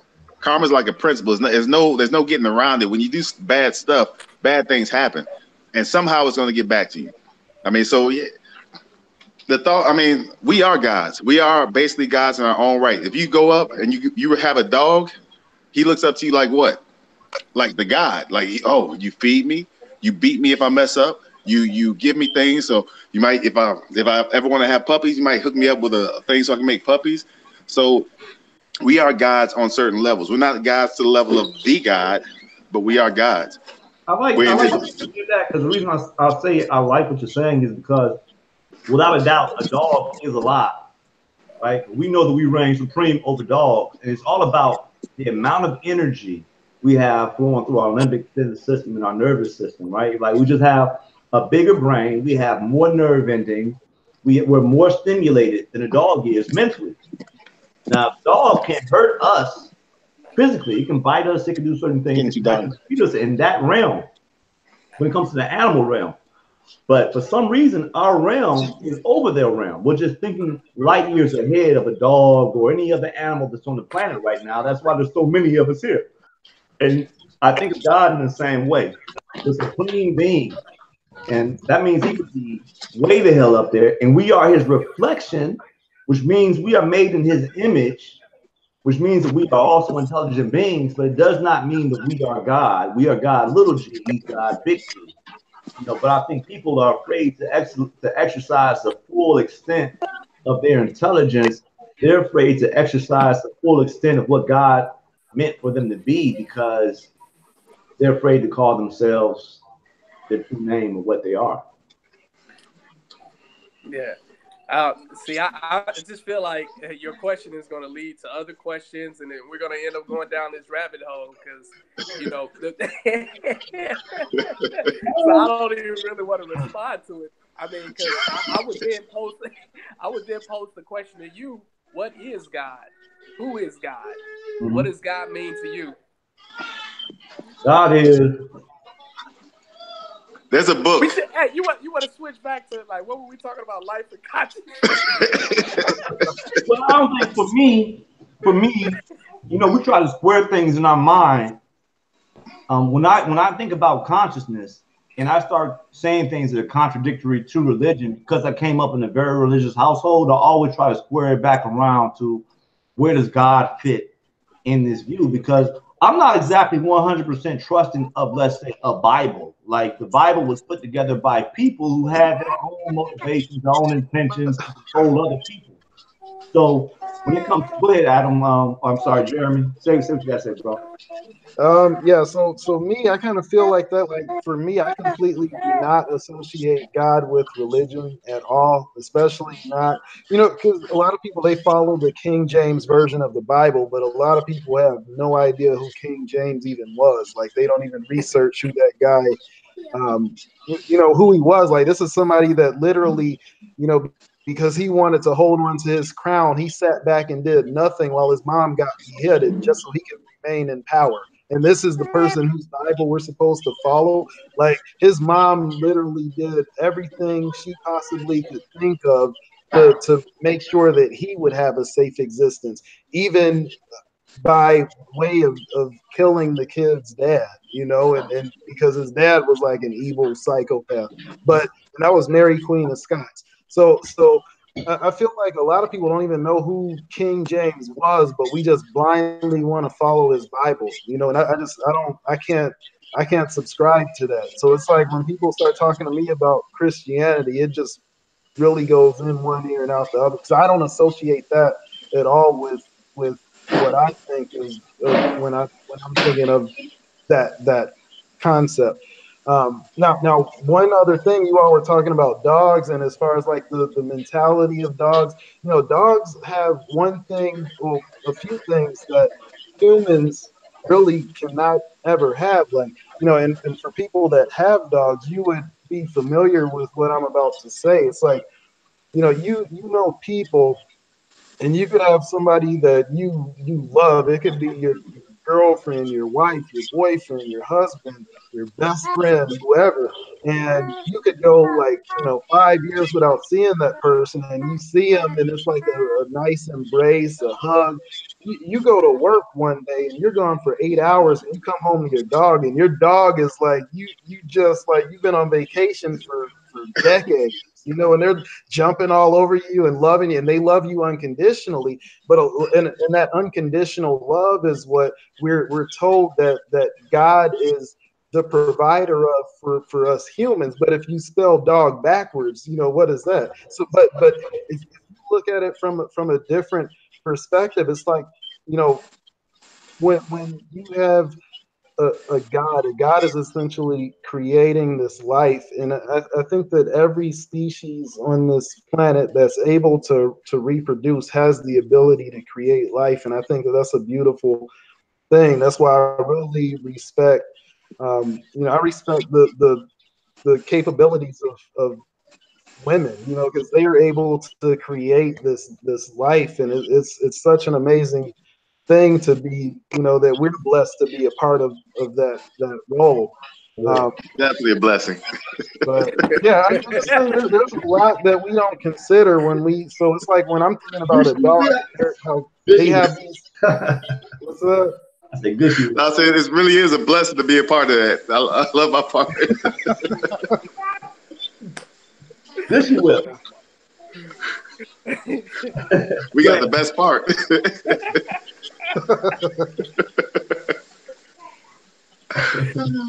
I feel you.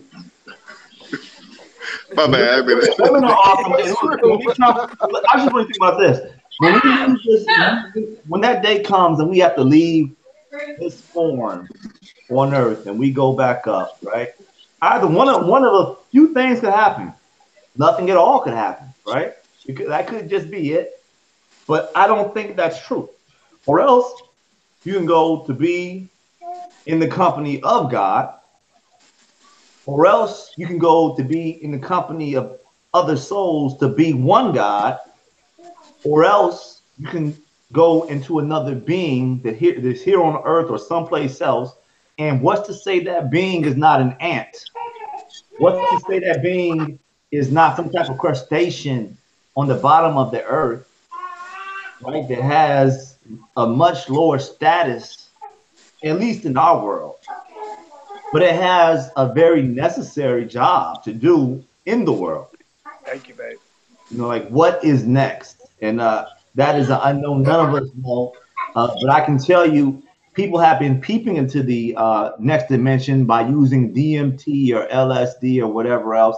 And what's strange to me is whenever they go on these trips, for the most part, they describe seeing the exact same things, having the exact same feelings. Now, also remember, when you pass away, what doctors do know is your pineal gland releases DMT.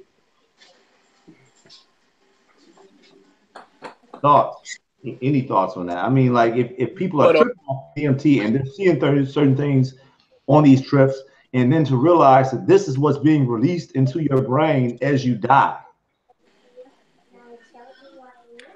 Yeah, I mean, the brain is a powerful organ, and I think we've yet to even tap into the surface of like on its abilities and what can manifest from greater usage of it. But what's your question? You're asking. So I just gave about 4 different things that could possibly happen when you pass away, and I'm sure there's other things, but if people are seeing or going on certain trips with DMT or LSD, and then when you pass away, your brain happens to be releasing DMT, meaning that it's sending you into a trip of some sort. So the DMT it really interests me. I don't know if you just type in like DMT trips or DMT into microdosing. Yeah, well, not even microdosing. So there's a few different people on YouTube that just do drugs and then report back to people what their experience was doing the drugs. And what's just odd to me is just when it comes to a lot of these drugs, people are all seeing the same things.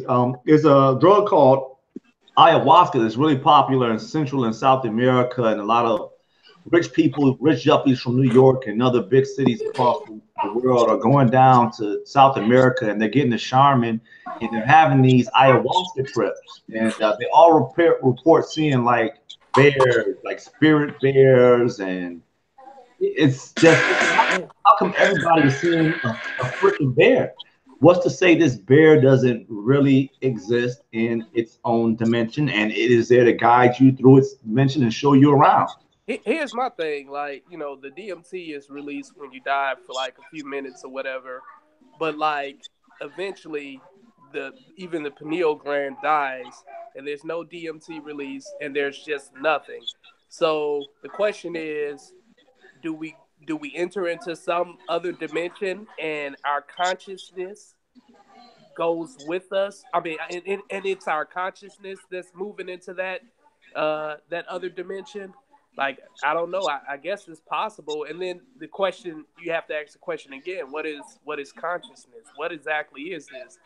I think it's again just a byproduct of the chaos, the neurological, chaos that's going on in our brains as far as messages and neural signals being sent everywhere and all the different interconnections, and out of that you get consciousness. But when we die and when our brain stops working, does that consciousness just go away, or does it travel to another dimension? I don't know. That's pretty profound and deep.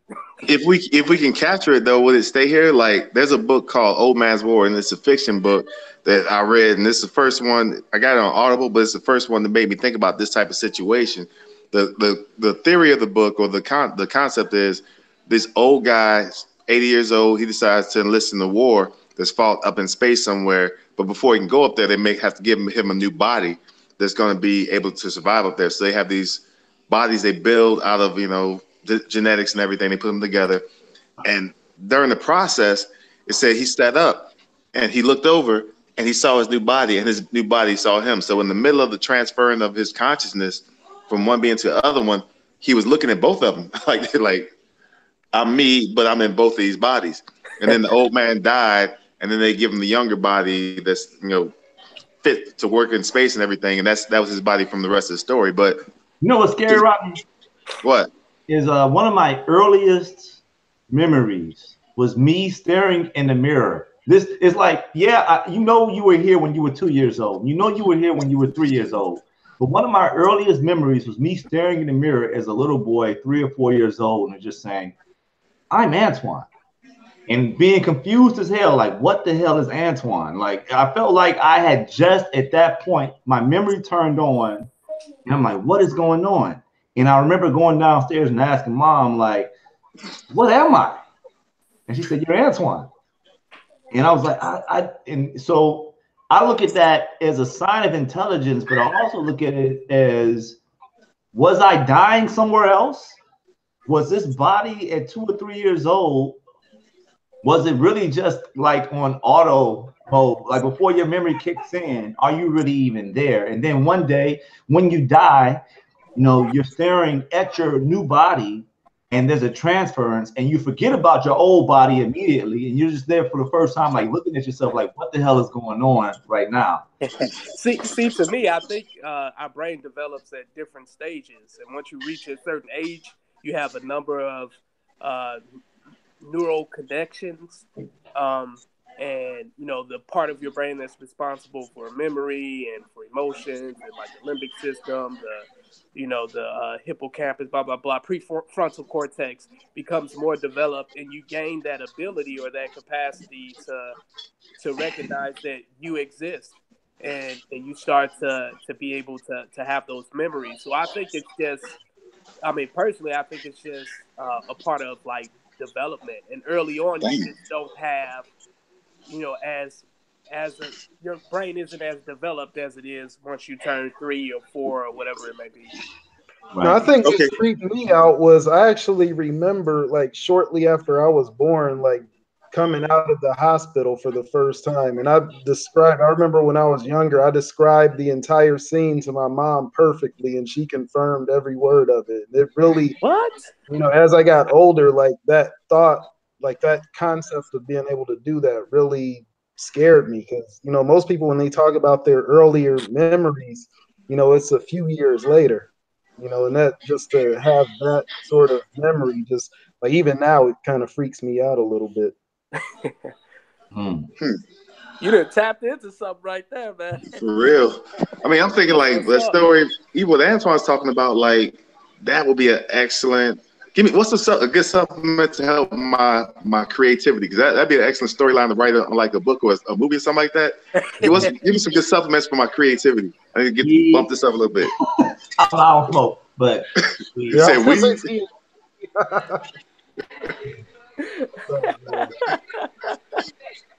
Yeah. I'm gonna edit the hell out of this. I swear to God, world, I don't smoke weed at all. I don't do it. I wouldn't do it. It's bad. Hey, me neither. Oh my goodness! I had so much peer pressure coming from my father to smoke weed. I'm like, no, I'm not doing it, Dad. Hey, well, What happens when you get your brains blown out? That's the other question. So, like, we're talking about, DMT being released into your brain. But what happens if you get your brain? What if you get shot right through your pineal gland? You know, like, what happens to that person? Like, it has to be a very abrupt change. yeah. Well, we got Wi-Fi for electricity stuff. Why can't we have Wi-Fi for consciousness? Why can't it just go somewhere else? Seriously, is there some type of Wi-Fi for consciousness? Is Well, it when you think of string theory and when you think of like particle physics and different things like that, how things happen on such a small level and they're attached to each other, it's very, very possible. Well, as far as like what happens when you get shot in your head or whatever, I think it all depends like what part of your brain tissue is damaged. That will kind of dictate what happens. And then also, there's good chance you might die. You can't survive from it. But like if your pineal gland is hit, I think the pineal gland is responsible for the production of melatonin as well. So it could impact your sleep cycle. As far as this release of DMT and like what impact it would have, I'm not 100% sure. But yeah, I mean we have the brain somewhat mapped out, like certain areas. Like we know the prefrontal cortex is responsible for planning and judgment and stuff. We know limbic system plays a role in emotions and memory, and like so, we know what different lobes and different parts of the brain is responsible for it, and so it all depends on what part of your brain is damaged. Is there anybody here who has not, at one point in time in their life, taken a magnifying glass to an ant? I've never done it. Is that sadistic? Before I answer this question, I mean, because when we think about an ant, we say, or a fly. All right, who hasn't swatted a housefly? No, I've done that. Yeah. So I got 5 of them yesterday. We deem that houseflies' lives are worthless, yet it is life in some form. Absolutely. I don't do that anymore. Like as far as killing insects and stuff. Like if I can, I'll try to scoop it up with some paper and shoo it outside. But yeah, I like now I'm at a point to where I kind of value like all life forms. Like it's pretty tripped out. I learned that I think I was watching like Karate Kid or something. And he went to like a monastery and it was some martial arts movie. And then they started because it was like some like a beetle or a grasshopper or something walking across the table, and the guy went to hit it with the paper, and then the monks all got like disappointed in him because he did that. And then I just thought about it for a minute, like, man, it might be something to that. Just like now I'm at a point where I don't really do anything. Now the unfortunate part is when you're walking down the sidewalk, you're probably stepping on all sorts of things and killing it, without even trying. Life. Okay, here's the rule. Life is supposed to end in order for it to be life. If it never ends, it's not really life, right? Even in the wild, in nature, nothing lives forever. That jellyfish you talked about, it had to be born at some point, and then at some point it goes through the cycle, and maybe it might do it a few times, but at some point everything is supposed, if it's alive, it's supposed to end. It's part of the process of life. So like bugs and things like that, if I don't kill it, there's gonna be a bird that's gonna eat it. If I don't like, so, and I think part of the interaction of beings on this planet is some things are going to kill other things. We're going to kill plants when we eat them. Like vegetarians, I don't eat anything with the face. Well, we just found out. We just talked about plants have feelings. So now you say you're not going to eat plants? Like seriously, life is supposed, everything that's alive is supposed to at some point die. And I've thought about this myself. Like, what if I want to live forever? Would I want to live forever? I mean, we possibly could put it off for a very long time. But you think about the people you know in your life right now. Think about the people who are your parents, grandparents, and different levels like that you've known. Once they get to a certain age and everything that they do is not like, they're not the cool teenager. They're not the person that's working right now trying to make a living for a family. You get certain levels up. To them, it's like, how are you gonna keep up with all these grandkids, all these great grandkids? Like, what type of stress does that put on your brain to have that same type of love that you have for your immediately mother, father, children, that group? and it extends to like great grandfathers, grandparents, and grandchildren. Like that could be a lot of stress. I mean, I think about this a lot. Like, how long do you really want to live, and do you want to live if you're not healthy?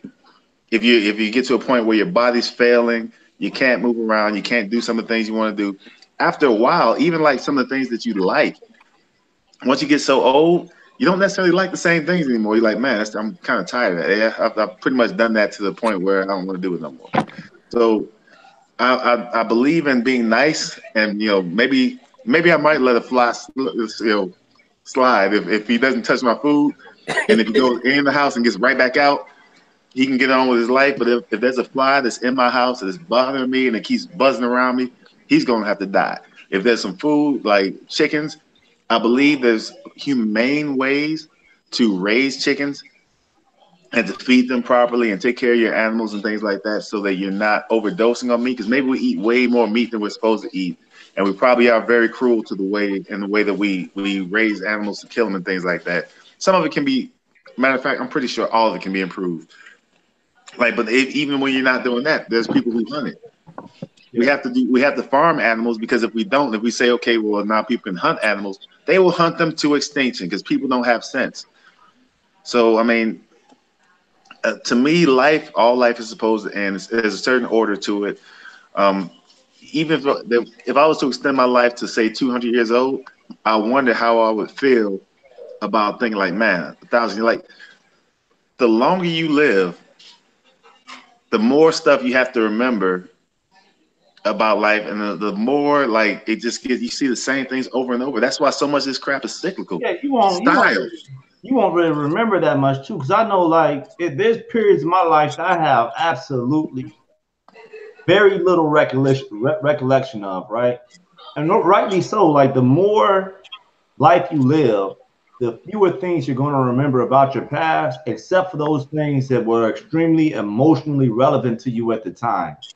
You're going to remember maybe, something about, your mother, if something happens to your mother, or happened with your mother or your father, or something that struck you emotionally is always going to stick with you for a long time.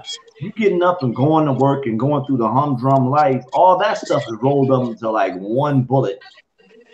Like I was in the Army 16 years. Yeah. There we go. I was stationed here. Bang, but it was so much that happened while you were stationed there. Now, if something happened to you as far as a relationship or an injury or somebody died at that time, you'll probably remember that. But that's I'm telling you, even that though, even those type of things, the more time passes, the less significant they become.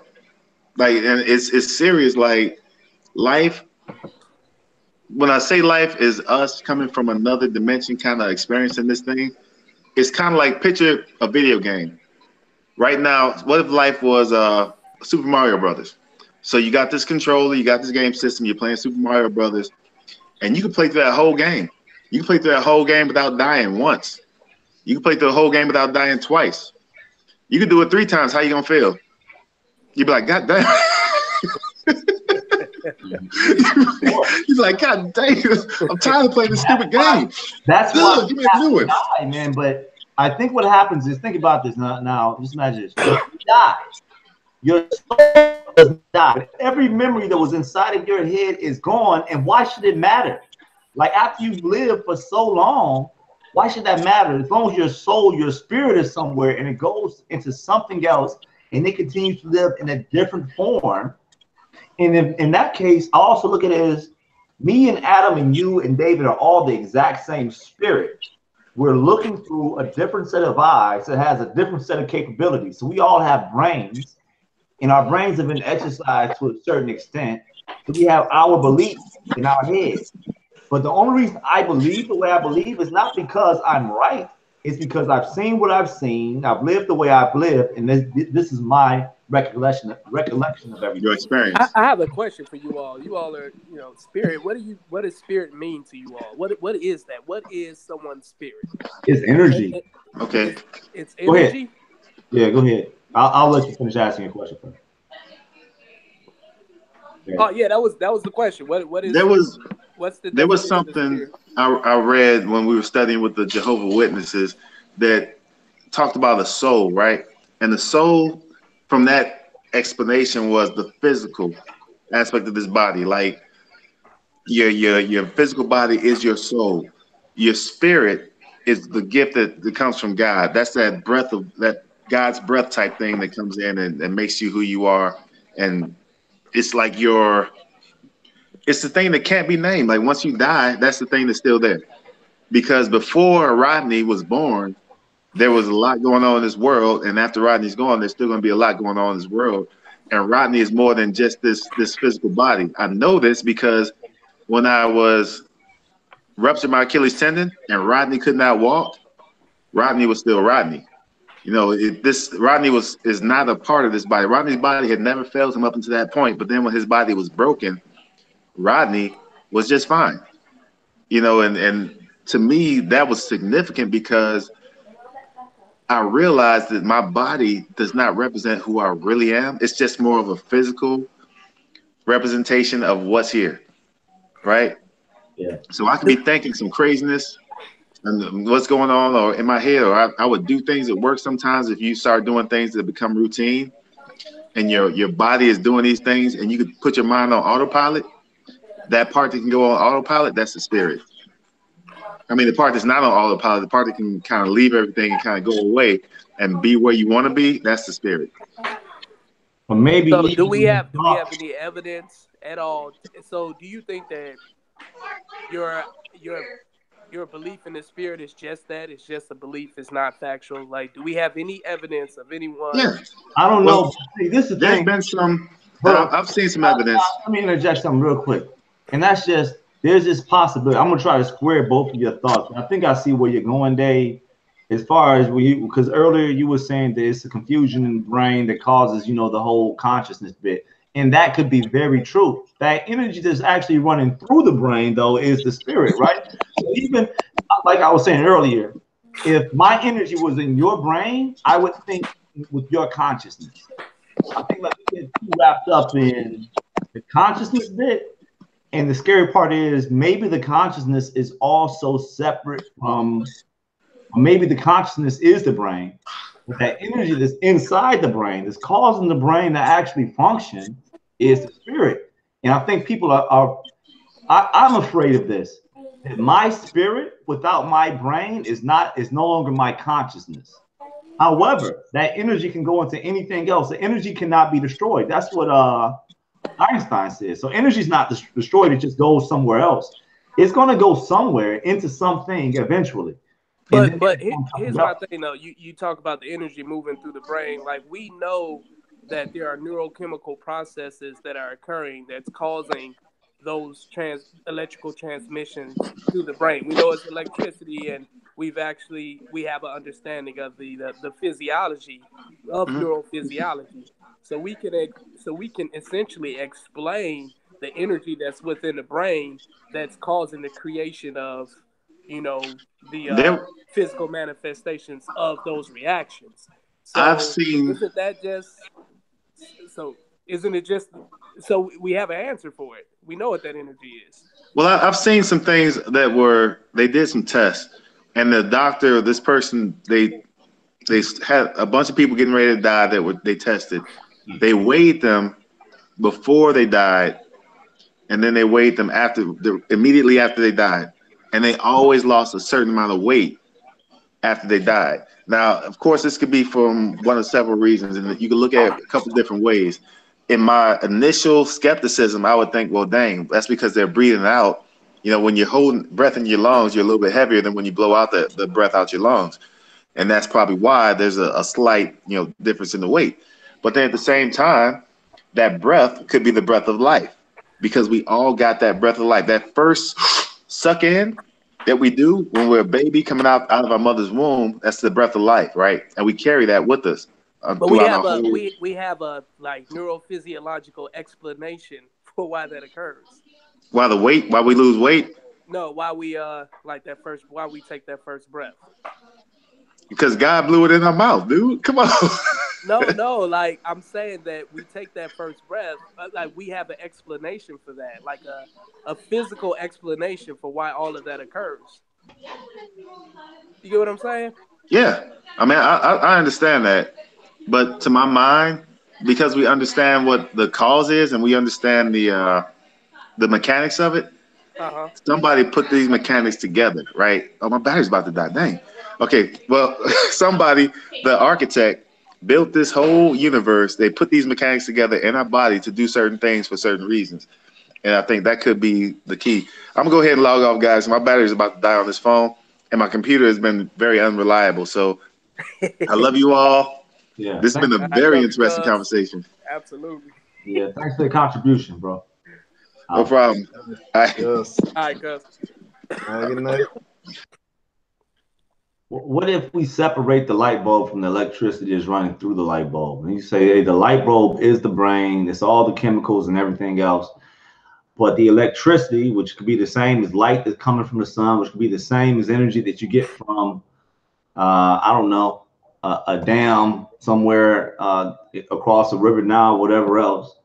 Just electricity, just energy, you know? So the energy is the universe. The energy's everywhere.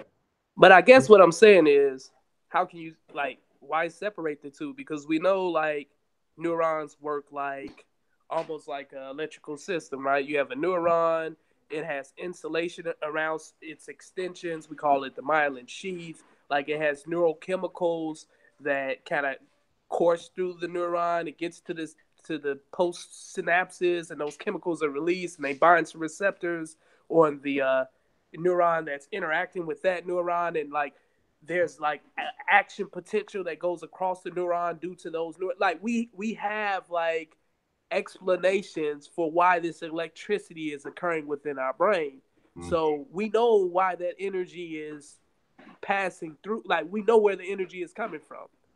So I guess I'm asking, like, you know, how can that energy then, since we have a anatomical and physiological explanation for its generation, how can it then represent like my soul or my spirit?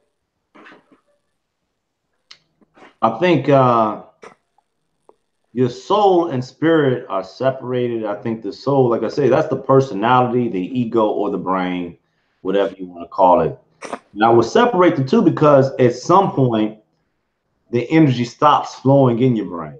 It goes away and you don't have any left. So as that energy leaves, that's the reason I say I can equate that more so to the spirit. Because But I guess my question is the energy leaving, or just when you die and you become brain dead, there's lack of oxygen to the brain tissue, so it can no longer perform those neurochemical reactions? That's the reason why the energy goes away, because the brain is no longer active because it doesn't have what it needs to survive. So the energy is dissipating because of brain because the brain is dying.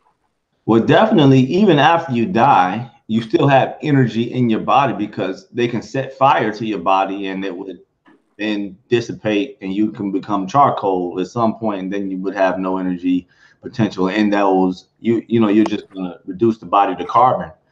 But So that's not energy, that's just material. That's just physical material. You get what I'm saying?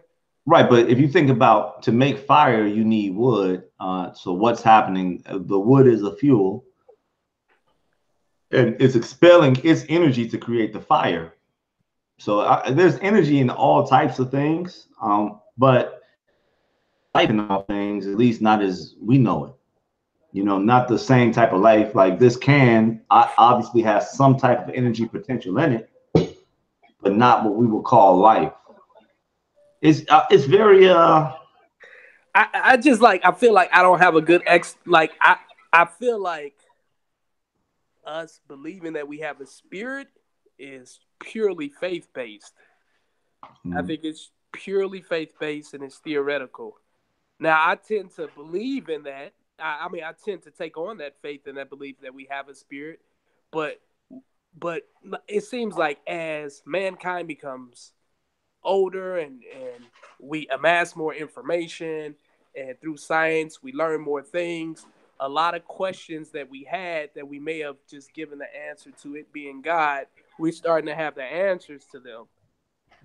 So we're starting to almost tap into into God's creation and gain a better understanding of the inner workings of it. So, but with that comes like, you start to scratch your head like, wow, I mean, I can explain this now, I don't know. It's just, but there's 10 other things I can't explain, right? Right. But I think that potential, I think that's nothing to be afraid of. I think like a frustrating thing for me was always that, in slavery, and I hate to bring it back to race, but in slavery, we were given religion. And I think it's a good religion. I think there are plenty of good Christians. I think all the tenets of Christianity are great. I believe there is a God. But I think there's also some limiting factors of religion. And this would be maybe another podcast for another day, because one, as I was mentioning earlier, when it comes to sin, we have a lot of people who are limited by sin. And that's in both ways, both them committing sins and kind of cutting their own legs off, but also this excessive worry with sin. That's one issue. The other issue is when people that have access to information to learn more and do better decide that they don't have to do that because they're just God. But God gives you the mind to think with. God sends you the people with information so you can be a better human being. He's sending us things all the time so we can live our life better. So there's certain ways that religion is really good for us. I think it's the best base for anybody to have. But then you have to live your life, and you have to square, and you have to reason things out for yourself. And there's a great deal of cognitive dissonance when it comes to science and religion. And then at some point, I don't like when we become completely scientific and people believe that they treat science as a religion. So somebody come up with some data and say, look, the world is getting warmer every year. And I'm talking about climate change or whatever else. It's a fact. But it might be a fact, but why can't I be skeptical? It's also like science can be very dogmatic, knowing that science has been wrong 1,000 times over. See, I think science is the exact opposite. I think science isn't dogmatic. In fact, science is driven by the fact that we're constantly challenging theories, challenging people's ideas, challenging experiments, challenging research. Like, we're always looking to find the truth via science, and I don't think it's dogmatic. But when science confirms or corroborates something and it makes sense, like it's hard to deny it. But I still think that it's perfectly fine for scientists to continue to challenge global warming. I don't think there's anything wrong with that. All I'm saying is, based off the what I've read and the evidence I've seen, it seems to be factual. Now, as far as its implications on us in the immediate future, or when we need to be concerned with it, that's a whole nother discussion. But yeah, I don't think science is dogmatic. I think it's the opposite. I think the way it's being carried today, it is a bit dogmatic. And I'll just take climate change. Just say, 90% of scientists, so they'll give you some type of insane number like that. What you'll find out is 90% of the scientists that they talk to believe it. And they only talk to a certain amount of scientists. Like they talk to 5% of scientists. And then they say, 90% of the scientists that we've interviewed believe this. Okay, well, that's good. And what do the other 95% say? Or what do you have so many people who have contested science, climate change, like on every level, and like they die hard and they believe it. I'm like, it's one thing, science change and flat earthers, they're on two different levels, or not science change, climate change. People who don't believe in climate change and people who don't believe that the earth is round, that's two different things. Like, we can prove without a doubt that the earth is round. I think we could prove without a doubt that, all of the pollution that we're putting into our atmosphere maybe warming up the earth. I mean, it's warming up the earth as well. I guess the point I'm trying to say is science is not like inherently dogmatic. In fact, I would argue that it's built upon like unreligious principles of like just constant reevaluation and questioning of authority and questioning of our observations. So I think good science is not dogmatic.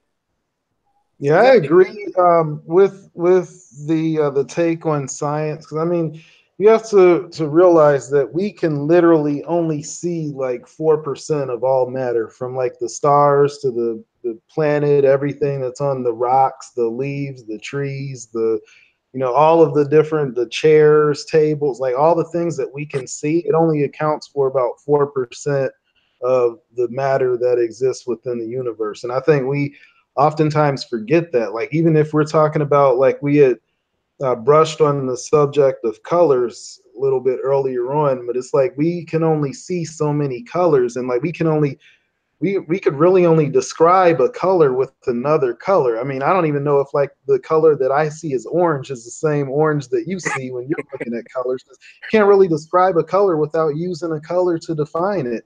So I feel like we're limited by this spectrum of Roy G. Biv, where you've got like the red, orange, yellow, green, whatever, blue, indigo, violet, like, and within that range of spectrums, and then we've got other lights that we know that we can see, like we've got ultraviolet, we've got infrared, we've got these other these other lights, but we're only really able to see what like 4% of everything. So and we have all of this dark matter that we've not even begun to tap into. We look at the speed of light, but we don't talk about the speed of the expansion of space. Why isn't the entire universe lit?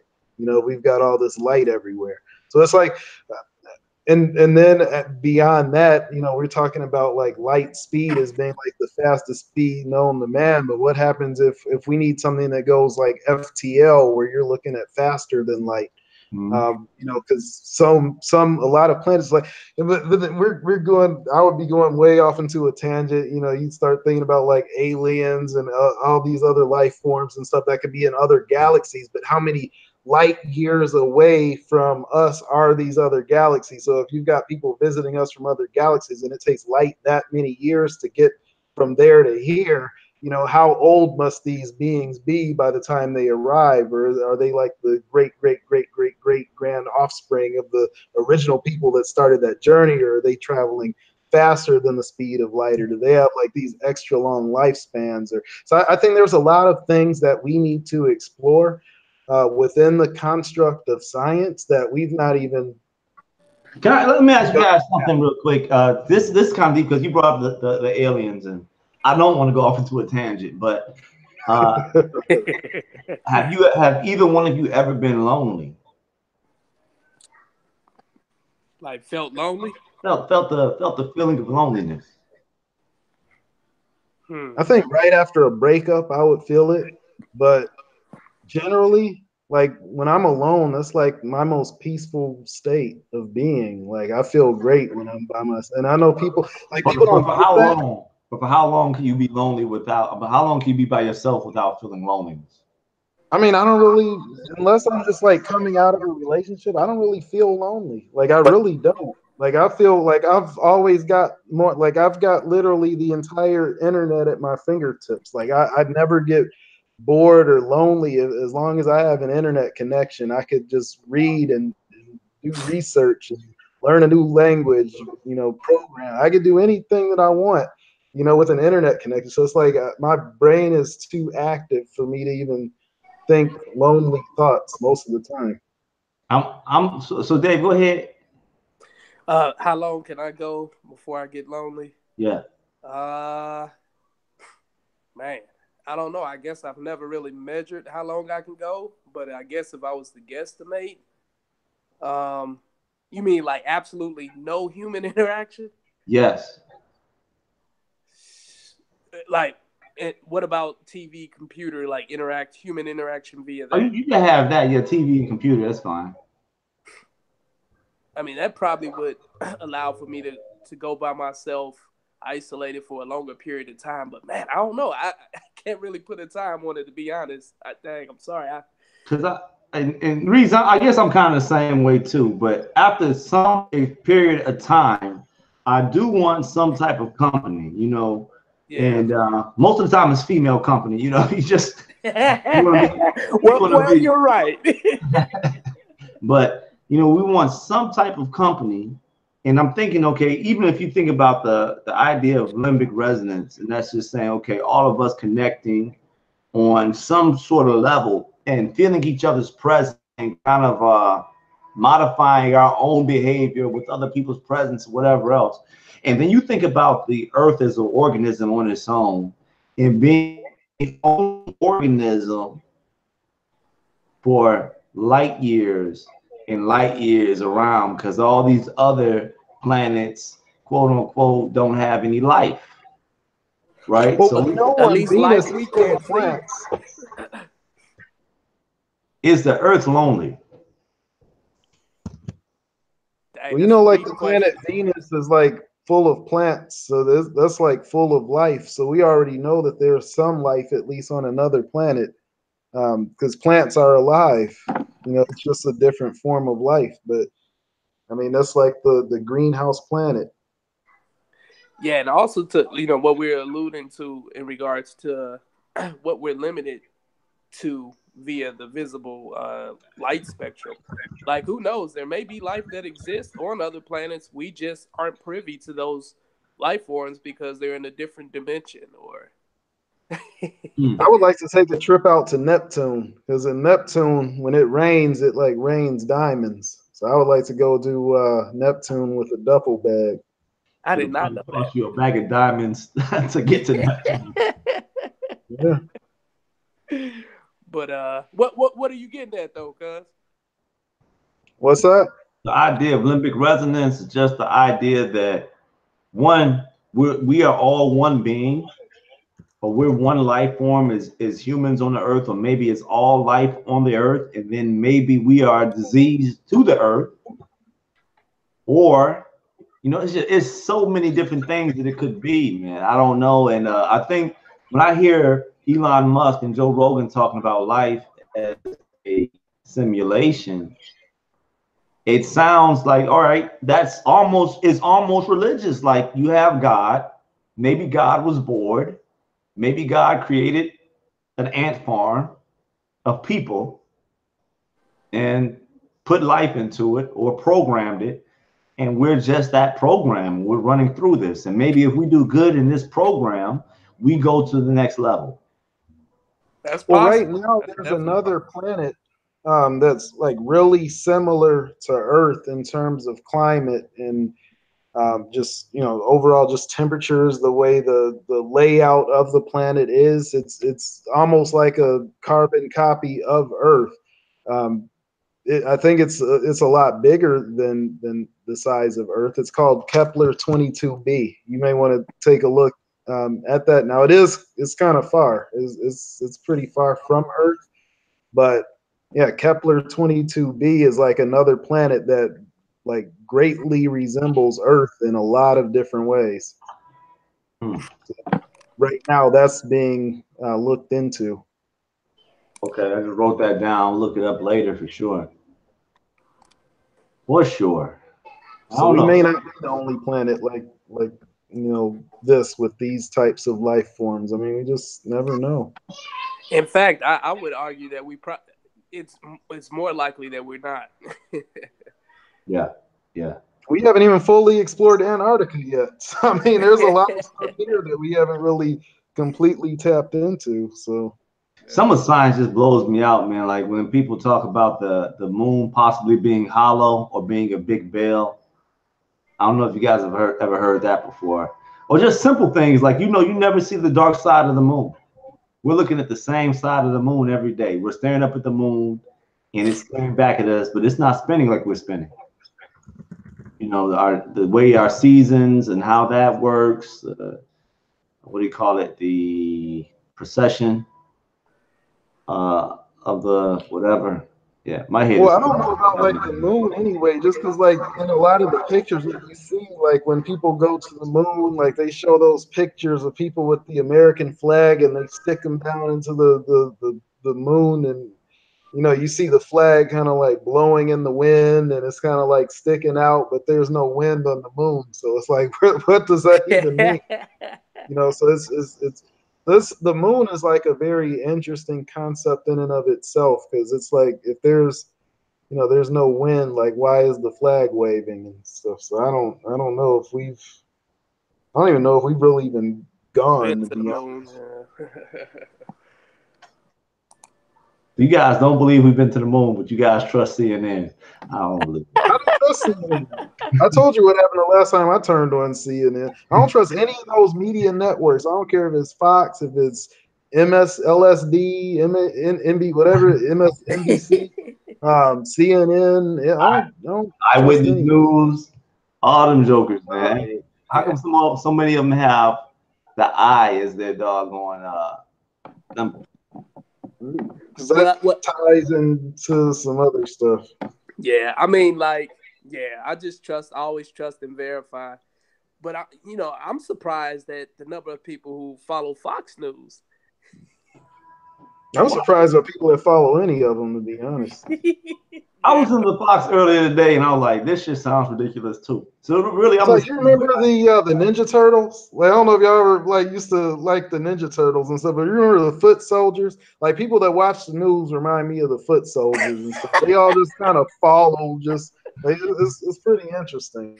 But yeah, I don't really get into any of those. I listen to it just to because the unfortunate thing is they don't really talk about policies. Like you have to, what's the name of the network where they actually talk about policies? I'm tripping right now. I know you're talking about but it's boring as hell.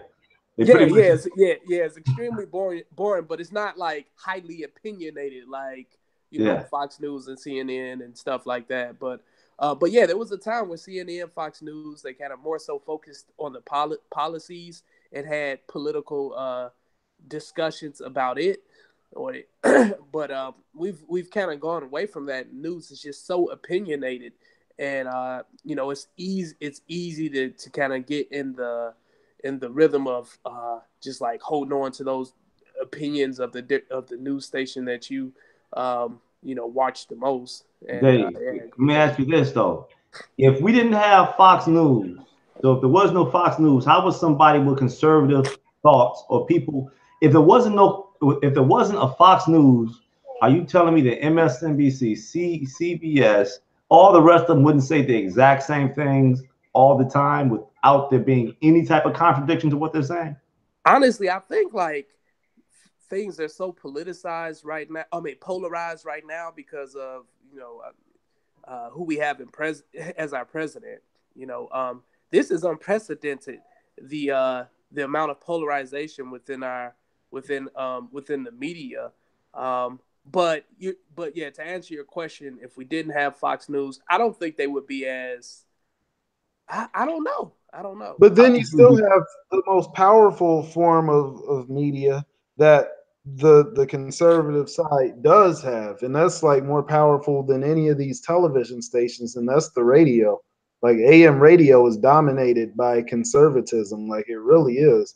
And the radio is the most powerful because the radio, because there's no visual for you to look at, it forces you to use your imagination to really try to envision. And not only that, but a lot of times it happens while you're driving. And when you're driving, you're already in this hypnotic state because you're looking at all these lines after line after line after on the road, and it kind of puts you in almost like a trance state. And then you're listening, you're being fed these ideologies, and it really kind of sinks in. So it's like you can almost picture, like a lot of times people may not even know what these AM radio hosts even look like, but it's like when they hear them, it's like they take their words as a form of gospel, because they really believe and buy into what's being said over the radio. Like the radio is really, it's a very powerful platform. And I agree with you. But But then what I also noticed is most of the people have like a negative idea about news radio or about talk radio. Don't really listen to a lot of talk radio. Right, but then it's vice versa for the people that feel like that about the TV. They say, "Oh, it's just the liberal media," so they don't watch that. But the thing is, everybody, I won't say everybody watches TV. Most people watch TV. And if you can go from channel 1 to channel 49 before you hit Fox, and everybody has the exact same view on a certain subject, everybody thinks that Kavanaugh is a dirty dog, right?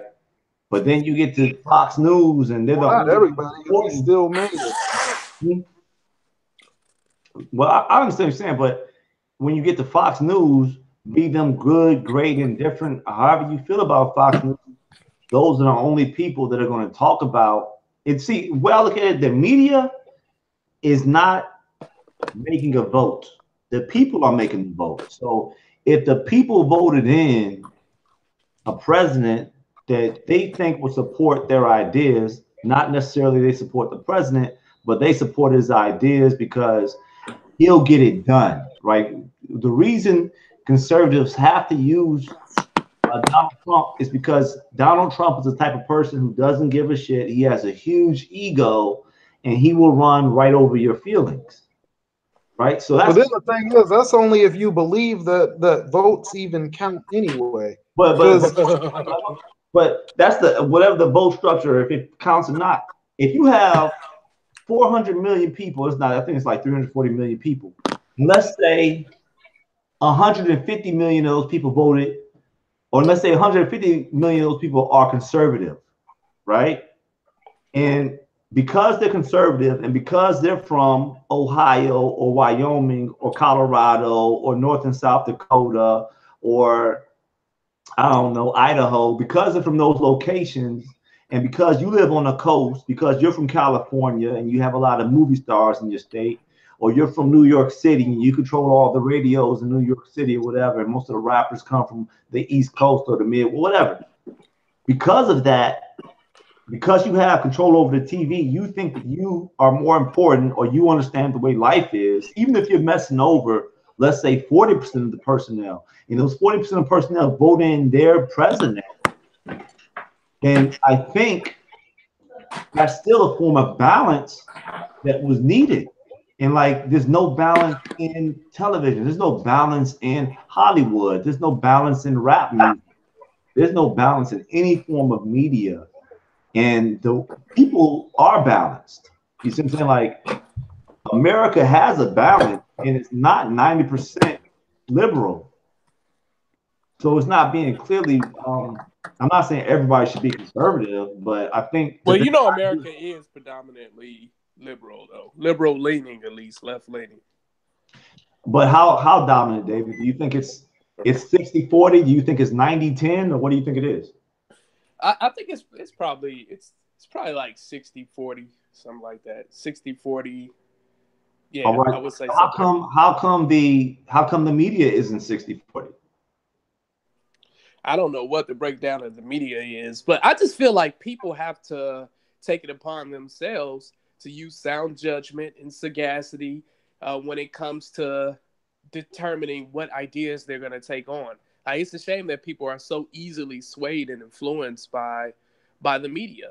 Like, what's up with the level of intelligence within our country? It's dumbed down. It's way dumbed down. I'm sorry, Jeremy. Go ahead and make your point, man. You were making a point earlier. I don't even remember what it was, but you were saying about the votes. Oh yeah, that's like I don't really put too much faith in the voting system. I don't put any faith in the political parties. Like I said, it's all the same. You look at the country, the national mascot of this country is the American, like the bald eagle. And that bald eagle has a left wing, it has a right wing. If it doesn't have both of those wings, it will not fly. And I feel like no matter which political party that people want to identify with, they're both working towards the same common goals, which is, unfortunately, as Black people specifically, it's definitely not in our interest, no matter which party it is. You know, I don't know why we decide that we want to give the default votes to the Democrats, or you know, but whether it's the Democrats or the Republicans, neither one of them like us. You know, to be honest, like some of them just are really good pretenders, but the other ones, they're just out front and they just don't. So it's No, yeah, I I heard don't the know. story I the don't other really day. put faith in either party, to be honest. You know who Breitbart is? I forget what his first name is, but he's like the guy who pretty much just started this huge conservative movement. Like all the big talking heads on the right, they all follow this guy named Breitbart, and they had this news organization called Breitbart, and that's so he died. He died a few years ago. I want to say like 7 or 8 years ago he passed away. But you know what got him started in politics? What got him so pissed off? He was like, I'm going to start this news organization and do whatever else. You know what got him started in it? When he saw Anita Hill lie on Clarence Thomas, he said that was like his trigger moment. And it's just funny because they were talking about this a few weeks ago when the whole thing started with Kavanaugh. And they're saying how that like really energized the conservative base, because the Democratic Party at that time, it's the same story. It's a Kavanaugh story for the most part. They didn't want Clarence Thomas, who would have been the first Black justice on the Supreme Court. So they pretty much drummed up the Anita Hill story. You know, and I heard him talking about that. And I was like, wow, so that's how that guy got started, right? So people would say he was racist because that's the way they painted a lot of conservatives as being racist. But I think a lot of conservatives are less concerned with race and more concerned about personal rights and personal freedom and letting people live their life to their fullest capability, be they Black or white. No, I wouldn't agree with that one. I would say that they're probably at the bare minimum, I would say they're equally both. But I definitely, if not more, concerned with race than anything else. But again, it's not. I'm not saying that in in defense of the Democrats, because it's like I feel the same about the Democrats. They're just better at hiding it. I mean, yeah, and I wouldn't say they drummed up the story. They didn't drum up that story. Yeah. But I don't know, man. I think before I got to cut off, the point I was trying to make is that people have to wake up, use their own minds, control the flow of information that's going into their minds and through their ears. Try to make sure it's balanced best they can. You don't always got to look at TV to get your news. You can go on the internet. There's different news applications. No, there's one application. I forgot the name. No, it's funny because we're circling back around to the very beginning of the conversation. We were talking about getting medical information off the internet and Wikipedia. So no. When I say the internet, I'm referring to because there's specific, like there's this one application that actually sends you news articles from all the different news organizations, and you can actually select which ones you want to receive articles from. So you could choose 3 conservative, news outlets and 3. But why would you choose? Go ahead. And 3 liberal ones. Got it. Okay. So you could get a mix of information, and then based off that, you can determine what you believe, which idea you believe is best, so you could come up with what policy you think best fits your convictions. I actually used to run a news website that functioned like that. It was like an aggregation website, and what it would do is it would automatically pull from the RSS feeds of like every news source that I could possibly find, and it would just aggregate all of that data and put it into one place. But yeah, I ended up getting rid of that website. But I see what you're saying as far as like using a source that's like from the internet that can pull all of these feeds from all these different sources and put it all into one that you could look at. And now the only thing with that is that people will tend to look at the things that interest them the most, or something that just completely upsets them, and they feel that they're insulted by it, and then they skip the article and just go straight to the comments, and then they're just down there talking about like how it turns into a nightmare trying to moderate something like that. And but people are they're gonna be drawn to the things that pique their interest, so even like things like that, they ultimately don't work. And that's like why you have websites like Facebook, and they're able to see what types of things that you're interested in, and then they'll constantly show you those things. And then they started implementing newer technology that actually. Hold on 1 second, Adam, because I just got an invite right now from Jordan David Rodney, one unknown +1. Is that you, David? No, Jordan was trying to join us. Okay, yeah. I'll shoot him the invite real quick. Can you add him to this? Yeah, I'm gonna try to add him in.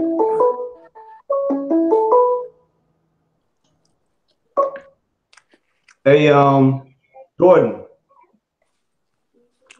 Let me go ahead and hang up on this. I'm gonna just add Jordan in here real quick. 1 second. I'm gonna just send him an invite.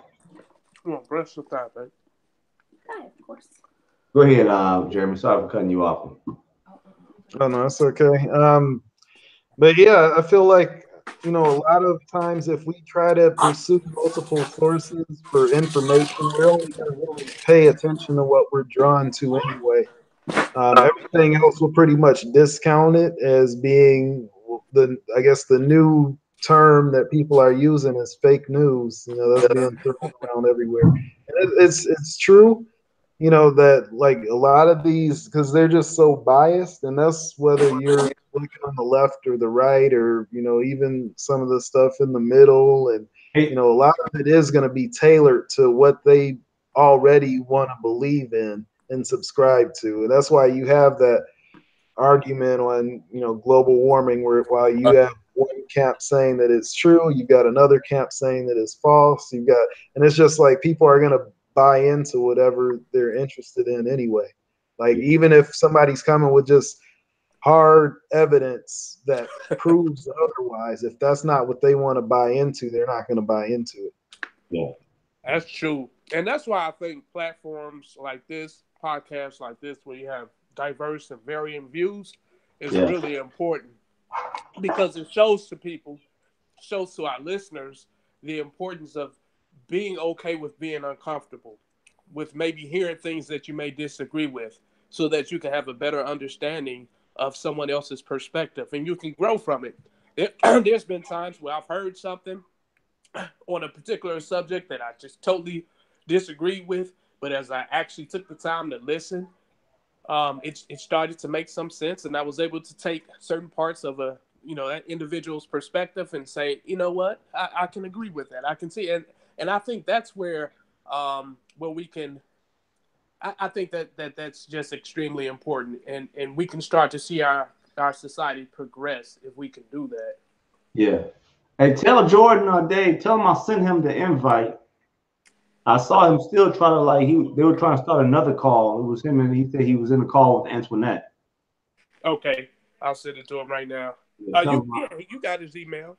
Yeah, I sent him the invite, so he should have it in his Carl, and I got him, but I just sent one to him.